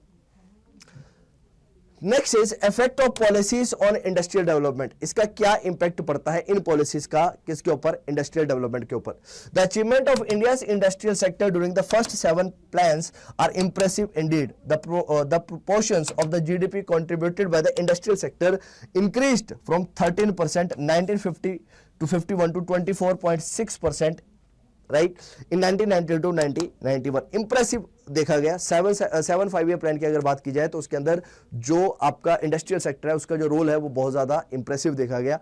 क्यों इंप्रेसिव देखा गया? क्योंकि सर इसका जो कंट्रीब्यूशन है हमारी जीडीपी के अंदर वो इंक्रीज हुआ, किससे, 13% से 24.5% के आसपास।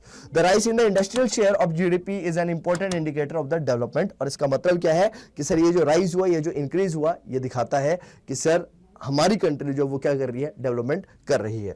The 6% annual growth rate of industrial sector during the period is commendable. No longer was Indian industry restricted largely to the cotton, textile and jute. In fact, the industrial sector became well diversified by 1990, largely due to diversification। देखा गया, क्या देखा गया? Diversification भी हमारे द्वारा यहां पर देखा गया, राइट। आगे क्या कहता है? Diversification to the public sector. The promotion of the small scale industries gave opportunity to those people who did not have the capital to start large firm to get the business. Protection from the foreign competition enabled the development of the indigenous industries in areas of electronics and automobile sectors which otherwise could have developed. Right? तो इन चीजों के ऊपर यहाँ पर क्या किया जाता है, थोड़ा सा ध्यान दिया जाता है ना। तो अब आप लोगों के लिए एक छोटा सा क्वेश्चन है, क्या कहता है? Construct a pie chart for the following table on sectoral contribution to the GDP and discuss the difference in the contribution of the sectors in the light of effect of the development during 1950 to 51। Agriculture sector देखो क्या था, ये हमारा agriculture sector है। Total contribution 1950 से 51 के अंदर कितना था? 59% था। 1990 से 1991 कितना हुआ? 34.9% हुआ। इंडस्ट्रियल सेक्टर कंट्रीब्यूट करता था मात्र 13%, जो कि बढ़कर कितना हो गया? 24.6% हो गया। और सर्विस सेक्टर जो हमारा 28% करता था वो कितना हो गया बेटा? 40.5% हुआ। यानी कि हम लोग क्या देख रहे हैं कि हमारी इकोनॉमी एग्रेरियन इकोनॉमी से हटकर अब किस चीज के ऊपर ध्यान देने लगी है? प्रोडक्शन और इंडस्ट्रीज के ऊपर भी ज्यादा ध्यान देने लगी है। इन सेक्टर्स के ऊपर भी ज्यादा ध्यान दिया गया। Right? In spite of the contribution made by the public sector to the growth of the Indian economy, some economists also criticize or critical of the performance of the many public sector enterprises. अब देखो ये तो जाहिर सी बात है कि कुछ बहुत अच्छा कर रहे थे लेकिन कुछ बहुत अच्छा नहीं कर रहे थे। तो यहाँ पर क्या हुआ कि बहुत सारे जो गवर्नमेंट पब्लिक सेक्टर अंडरटेकिंग्स थी वो बहुत अच्छा परफॉर्म नहीं कर पा रही थी, तो उनके ऊपर भी थोड़ा सा सोचा गया और उनके ऊपर भी विचार किया गया कि ये क्यों नहीं अच्छा परफॉर्म कर पा रही हैं। तो क्या बोला गया? यहां पर बोला गया, it was proposed at the beginning of the chapter that initially public sector was required in a big way. It is now widely held that the state enterprises continue to produce certain goods and services often monopolizing them although this was no longer required। यानी कि over the period of time initially तो ऐसा लगा कि हमें ज्यादा public sector undertakings की requirement है, क्योंकि सर पब्लिक सेक्टर अंडरटेकिंग ज्यादा बेहतर तरीके से क्या कर पाएंगी? कंट्रोल कर पाएंगी चीजों को। क्यों? क्योंकि सर हमने एक्सप्लॉयटेशन देखी, हमने देखा कि किस तरह से ब्रिटिशर्स ने हमें एक्सप्लॉयट करने की कोशिश करी। तो उस एक्सप्लॉयटेशन से बचने के लिए, उस एक्सप्लॉयटेशन से आगे लड़ने के लिए पब्लिक सेक्टर अंडरटेकिंग्स के ऊपर ज्यादा ध्यान दिया गया। लेकिन over the period of time ऐसा देखा गया कि ये जो मोनोपोलीज इनके द्वारा क्रिएट की जा रही थी ज्यादा यूजफुल नहीं हुई, तो इसको हटाने की भी बात जो है यहां पर की गई। An example is the provision of telecommunication services. This industry continued to be reserve for the public sector undertaking. पहले क्या था? कम्युनिकेशन सेक्टर किसके अंदर था? पब्लिक सेक्टर के अंदर था। After it was released right that private sector या फिर it was realised that private sector firms could also provide it. यानी कि जो काम पब्लिक सेक्टर कर रहा है वो प्राइवेट भी कर रहा है, और प्राइवेट सेक्टर के अंदर क्या है, चीजों को बहुत प्रॉपर तरीके से यूटिलाइज करवाया जा सकता है। Due to absence of the competition even till the late 1990s one had to wait for a long time to get a telephone connections. इसलिए बहुत ज्यादा हमें वेट करना पड़ता था। क्यों? क्योंकि गवर्नमेंट के पास उस समय क्या होती थी? मोनोपोली होती थी इस सेक्टर की। Another instance could be the establishment of the modern bread a bread manufacturing firm as if the private sector could not manufacture bread in 2001 the firm was sold to the private sector. The point is that after 4 decades of planned development of Indian economy no distinction was made between, right? कोई भी distinction नहीं किया जा सकता था। क्यों sir? ऐसा क्यों हुआ? क्योंकि सर कुछ सेक्टर गवर्नमेंट ने अपने पास रखे, और जब गवर्नमेंट के साथ कुछ सेक्टर्स को अपने पास रखा गया तो उसकी वजह से गवर्नमेंट ने क्या चेक किया कि सर मोनोपोली उनके पास थी, राइट उनके पास था, लेकिन फिर भी उतनी प्रोडक्टिविटी निकल कर नहीं आ पा रही थी, वो बात थी। तो क्या डिस्टिंक्शन किया गया, that what the public sector alone can do and number 2 what the private sector can also do.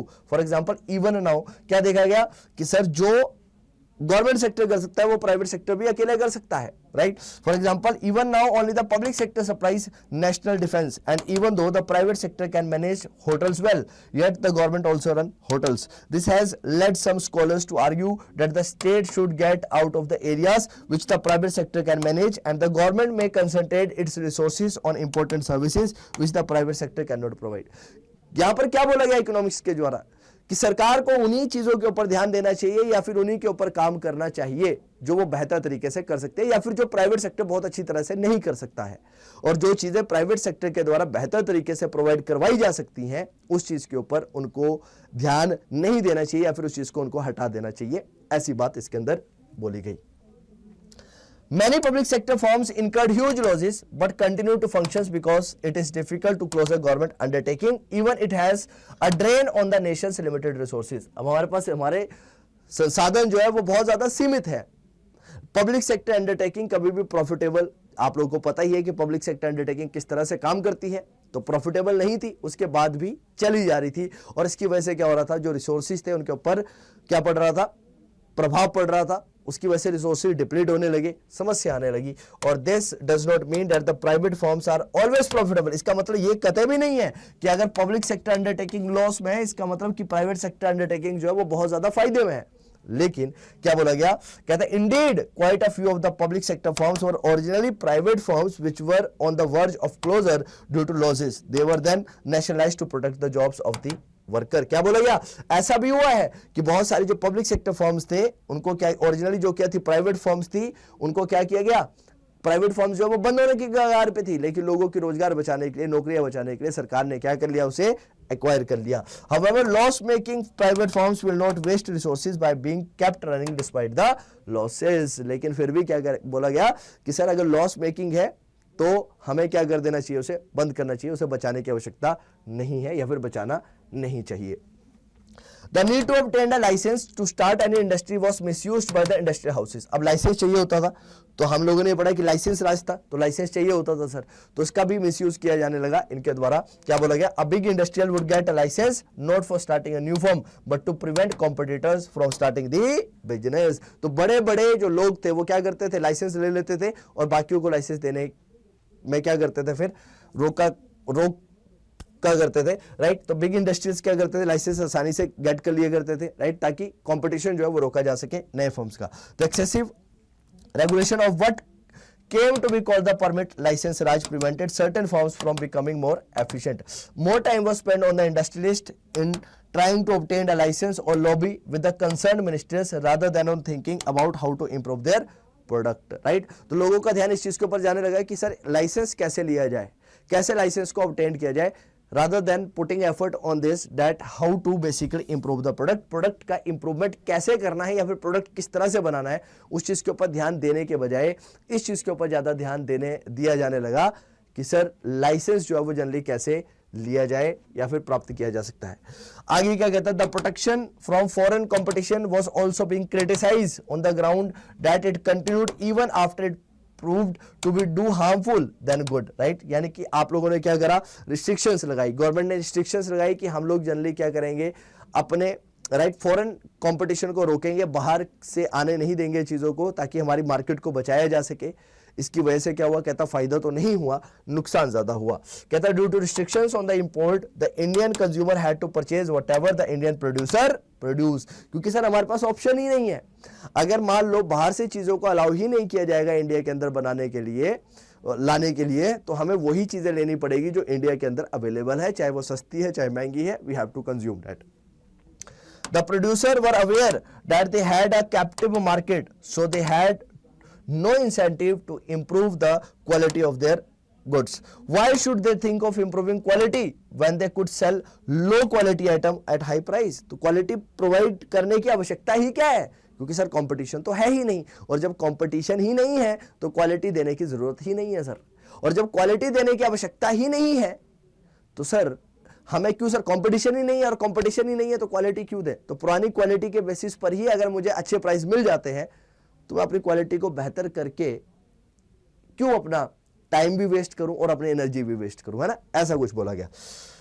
आगे क्या कहता है, competition from importer forces are producer to be more efficient. तो कंपटीशन होना चाहिए सर, ऐसा बोला गया, क्योंकि सर ये हमारे कॉम्पिटिटर को क्या, जो हमारे लोकल जो वेंडर थे उनको क्या करता है, बेसिकली मोटिवेट करता है कि हमें क्या करना पड़ेगा, बाकियों से अच्छा परफॉर्म करना पड़ेगा, otherwise we could be in trouble. आगे क्या कहता है, a few economics also point out that the public sector is not meant for earning profit but to promote the welfare of the nation, right. यहां पर क्या बोला गया, कई इकोनॉमिक्स के द्वारा यह भी बोला गया है कि पब्लिक सेक्टर जो है वो इसलिए नहीं बनाया गया है कि भाई वो प्रॉफिट कमाए, बल्कि वो क्या किया जाए, लोगों का वेलफेयर करे, ऐसी चीजें बनाए जिससे लोगों का फायदा हो, ना कि सर पैसा कमाना। पैसा तो प्राइवेट सेक्टर कमाएगा ना, पब्लिक सेक्टर का काम तो सिर्फ सेवाएं देना है ताकि ज्यादा से ज्यादा लोगों को सेटिस्फाई किया जा सके। The public sector on this view should be evaluated on the basis of the extent to which they contribute to the welfare of the people and not on the profit they earn। इसीलिए लोगों को कितना फायदा हो रहा है public sector की वजह से, उसके ऊपर फोकस करना चाहिए, rather than focusing on this कि सर हमारा कितना प्रॉफिट कमाया गया इनके द्वारा। Regarding protection, some economics hold that we should protect our producers from foreign competitions as long as rich nations continue to do so. Owing to all this conflict, economics called for a change in our policy. This also with other problem led the government to introduce a new economic policies in 1991। और इस सारी समस्या का समाधान क्या हुआ 1991 के अंदर, जो देन हमारे फाइनेंस मिनिस्टर हुआ करते थे, कौन, डॉक्टर मनमोहन सिंह जी, वो 1991 के अंदर क्या करते हैं, एलपीजी रिफॉर्म्स लेकर आएंगे, और एलपीजी रिफॉर्म्स की जरूरत यहां पर देखी जाने लगी, राइट। और अगर मैं कंक्लूजन पर पहुंचता हूं तो यहां पर अब पूरे के पूरे चैप्टर का कंक्लूजन समझने की कोशिश करेंगे कि इस चैप्टर को पढ़कर हम लोगों ने क्या समझा। तो क्या कहा गया, progress of the Indian economy during the first 7 plan was impressive indeed. Our industries become far more diversified compared to the situations of the independence. India became self-sufficient in food production. Food production के ऊपर हम self-sufficient हुए, और उसका कारण क्या था, green revolution था। लैंड रिफॉर्म जो थे उन्होंने क्या करा, अवोल्यूशन करा, किसका, जमींदारी सिस्टम का। जमींदारी सिस्टम को हटा दिया गया लैंड रिफॉर्म्स के द्वारा। Industrial sector, many economist become dissatisfied with the performance of the many public sector enterprises. Excessive government regulation prevented growth of entrepreneurship. In the name of self-reliance, Indian producers were protected against foreign competition। उनको बचाया गया किससे, foreign competition से। and this did not give them incentive to improve the quality of the goods and services they produce। Indian policy were inward oriented, यानी कि हम import के ऊपर ज्यादा भरोसा करते थे, तो हमारी पॉलिसीज जो थी वो इंपोर्ट ओरिएंटेड ज्यादा थी rather than export oriented। Indian policies were inward oriented, right। उसका क्या बोला गया, the need for the reforms of economic policies were widely felt in the context of changing global economic scenario, and new economic policies were initiated in 1991 to make Indian economy more efficient। This is the subject of the next chapter, जिसको कि हम लोग बहुत अच्छी तरह से आगे पढ़ने वाले हैं। तो हम रिकैप के तौर पर देखते हैं कि हम लोगों ने क्या पढ़ा, और रिकैप के तौर पर देखा जाए तो क्या बोला जाता है कि after independence India invested on economic system which combines the best features of the socialist and the capitalist economy. यानी कि जब बात की गई तो हमें बोला गया कि जो अच्छी अच्छी बातें हैं किसकी, सोशलिस्ट की और कैपिटलिस्ट इकोनॉमी की, हम लोगों ने उसको क्या करना है, इकट्ठा करना है और उसके ऊपर ज्यादा फोकस करना है, rather than making an India a socialist और इकोनॉमिस्ट इकोनॉमी। इसलिए कॉन्सेप्ट निकल कर आया किसका, मिक्स्ड इकोनॉमी का। और हम लोग जानते हैं कि इंडिया कैसी इकोनॉमी है, एक मिश्रित अर्थव्यवस्था है, राइट। और जितने भी इकोनॉमिक प्लानिंग है वो की गई, फॉर्मुलेट की गई कैसे, 5 ईयर प्लान्स के बेसिस पर। Common goals of 5 year plans was growth, modernisation, self reliance and equity. What was the basic reason for this, that is growth, modernisation, self reliance and equity. The major policy incentive in agriculture sector was land reform and green revolution. This incentive held Indians to become self sufficient in food gain production. The proportion of the people depending on agriculture did not decline as expected, right। ये decline नहीं हुआ जैसे इसका expected था। Import substitution policy incentive the industrial sector, right, इसकी वजह से contribution of GDP जो है वो इंक्रीज हुआ। मेजर ड्रॉबैक क्या था इंडस्ट्रियल सेक्टर का, दैट इट वाज इनएफिशिएंट। इसकी फंक्शनिंग जो थी इतनी ज्यादा इनएफिशिएंट नहीं थी, और ये लॉस मेकिंग अंडरटेकिंग थी, क्योंकि ये बोला गया कि सर ये तो बेसिकली क्या करते हैं, लोगों के वेलफेयर के लिए बनाई गई है, तो यहां पर प्रॉफिट तो हमें सोचना ही नहीं चाहिए, लोगों का वेलफेयर के बारे में ज्यादा सोचना चाहिए, right. Now here we have a few questions for you जो आप लोगों को जरूर आंसर करने चाहिए। ये बेसिकली आपके एनसीईआरटी बेस्ड क्वेश्चंस है। जैसे कि आपके कैसा है, डिफाइन अ प्लान। प्लान क्या था, इंडिया ने प्लानिंग के लिए क्यों अडॉप्ट किया? फादर ऑफ प्लानिंग किसे बोला जाता है? Right, plans have goals, right, why should plans have goals? High yield variety seeds का मतलब क्या है? मार्केटेबल सरप्लस का मतलब क्या है? Right, then explain the need and type of land reforms implemented in the agriculture sector. Green revolution क्या थी? राइट, और इसको क्यों इंप्लीमेंट किया गया और इसके क्या क्या फायदे हुए, इसको ब्रीफ में एक्सप्लेन करिए। और कई बार ये क्वेश्चन सीधे सीधे पूछ ले जाते हैं पेपर के अंदर। ग्रोथ विद इक्विटी का मतलब क्या है प्लानिंग ऑब्जेक्टिव में? Modernisation as a planning objective create contradictions in the light of the employment generation. Explain करिए। क्या जरूरत है डेवलपमेंट कंट्रीज को, इंडिया जैसी को, कि वो सेल्फ रिलायंस हो प्लानिंग ऑब्जेक्टिव्स के अंदर? सेक्टर कंपोजिशन क्या है इकोनॉमी का, यानी कि कौन सा सेक्टर कितना कंपोजिट करता है, यानी कि सर्विस सेक्टर, एग्रीकल्चर सेक्टर और हमारा जो इंडस्ट्रियल सेक्टर है, इसका कॉन्ट्रीब्यूशन कितना है किसके अंदर? जीडीपी के अंदर, राइट, कितना कंट्रीब्यूट करते हैं? और इसके बाद हमारा बोलता है is it necessary that the service sector should contribute maximum to the GDP of the economy? Comment. उसका कहता है why was public sector given a leading role in industrial development during the planning commission? ऐसा क्यों है कि public sector का बहुत ज्यादा इंपॉर्टेंट रोल बेसिकली देखा गया, यह पूछा गया। इसके अलावा आपके पास और भी क्वेश्चंस हैं, एक बार ये क्वेश्चंस देख लीजिए और ये क्वेश्चंस कर लीजिएगा क्योंकि ये क्वेश्चंस बहुत ज्यादा आप लोगों के लिए इंपॉर्टेंट है एग्जाम पर्सपेक्टिव से, राइट। और कुछ क्वेश्चंस आप लोगों के लिए ये रहे। और क्वेश्चन क्या कहता है? Prime minister, right, seeds that give large proportion of output, gross domestic product, right, output, land reforms, high yield variety seeds, subsidies, right? You have to match this, right? क्या करना है आप लोगों को? मैच द फॉलोइंग करना है इसके बीच में। देन हमारे पास क्या आता है? ये सारे सोर्सेज हैं और उसके बाद आप सब लोगों को आई होप आज की क्लास पसंद आई होगी। और हाँ, अगर आप लोग क्लास 12th के बच्चे हैं और अगर आप लोग क्लास 12th की बहुत ज़्यादा डिटेल में स्टडी करना चाहते हैं, जहां पर आप लोगों को बहुत ज़्यादा डिटेल में सारे टॉपिक्स करवाए जाते हैं, साथ ही साथ में अगर आप तैयारी करने जाते हैं कॉम्प्रिहेंसिवली सीयूटी एग्जाम्स की, तो आप परचेज कर सकते हैं हमारा महा पैक। तो उसको कैसे परचेज करना है वो मैं बता देता हूँ। और अगर आप उसके साथ साथ में अगर ये कोड लगाते हैं Y828, अगर ये कोड आपके द्वारा लगाया जाता है तो आपको मैक्सिमम डिस्काउंट जो है इसके अंदर देखने को मिलने वाला है। तो आप इसको परचेज करना चाहते हैं और अगर आप तैयारी कर रहे हैं और आप परचेज करना चाहते हैं तो आप क्या कर सकते हैं? सिंपली आप लोग क्या कर सकते हैं? गूगल के ऊपर जा सकते हैं। गूगल के ऊपर जाने के बाद आप लोग टाइप करेंगे क्या? अड्डा 247। और जैसे ही आप अड्डा 247 के ऊपर जाएंगे, सबसे पहले आपको यहां पर लिंक देखने को मिलेगा। यहां पर आप ऑल कोर्सेज के अंदर जाएंगे और ऑल कोर्सेज के अंदर जाने के बाद आप जाएंगे अंडर ग्रेजुएट एंट्रेंस एग्जाम के अंदर। और अंडर ग्रेजुएट एंट्रेंस एग्जाम के अंदर आपको दिखेगा सीयूटी कॉमर्स, राइट। और सीयूटी कॉमर्स के ऊपर अगर आप जैसे ही कमेंट करेंगे या फिर क्लिक करेंगे तो आपके पास है सीयूटी कॉमर्स महापैक, राइट। और जैसे ही आप सीयूटी कॉमर्स महापैक के ऊपर क्या करते हैं? क्लिक करते हैं तो आप लोगों को देखने के लिए मिलने वाली है क्या? ये बाय नाउ का ऑफर। और जैसे आप बाय नाउ के ऊपर जाते हैं तो आप क्या करेंगे? यहां से इस कूपन को क्या कर देंगे? रिमूव कर देंगे। और आप इसकी जगह पर अगर यूज करते हैं Y828, क्या अप्लाई करते हैं? Y828 और आप इसे कर देते हैं अप्लाई, तो आपको देखने को मिलेगा मैक्सिमम डिस्काउंट और वो है 1869.83 का, यानी कि सीधे सीधे आप 1900 रुपए के आसपास यहां पर बचा लेंगे और आपको ये कोर्स मिलेगा मात्र 9129 रुपए का। लेकिन इसके फायदे क्या है? फायदे बहुत सारे हैं। एक तो आपके पास हार्ड कॉपीज ऑफ बुक्स आएंगी आपके एड्रेस के ऊपर।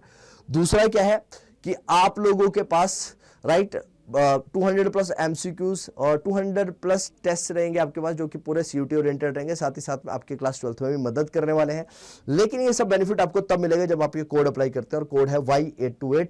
और अगर आप लोगों की उसके बावजूद भी कोई समस्या है इससे रिलेटेड या फिर किसी भी समस्या से रिलेटेड कोई भी दिक्कत, कोई भी कंसर्न अगर आप लोगों का है तो आप लोग मुझे मेल कर सकते हैं। और आप लोग मुझे अगर मेल करते हैं तो उससे क्या होगा कि मैं आपकी इंक्वायरीज का या फिर कोई भी आपकी इंक्वायरीज है या फिर क्वेरीज है तो उसका मैं आंसर ज़्यादा बेहतर तरीके से मेल के थ्रू दे पाऊंगा। तो मेल करने के लिए आप मुझे मेल कर सकते हैं मेरी ईमेल आईडी के ऊपर। ईमेल आईडी है prince.thakur@adda247.com। ये मेरी ईमेल आईडी है। इस ईमेल आईडी के ऊपर आप मुझे क्या कर सकते हैं? मेल कर सकते हैं prince.thakur, इसको लिख लीजिएगा @adda247.com, ताकि आप लोगों की मदद की जा सके आपके एग्जाम के लिए। तो मिलते हैं आप लोगों के साथ अगली वीडियो में, तब तक के लिए टेक केयर एंड जय हिंद।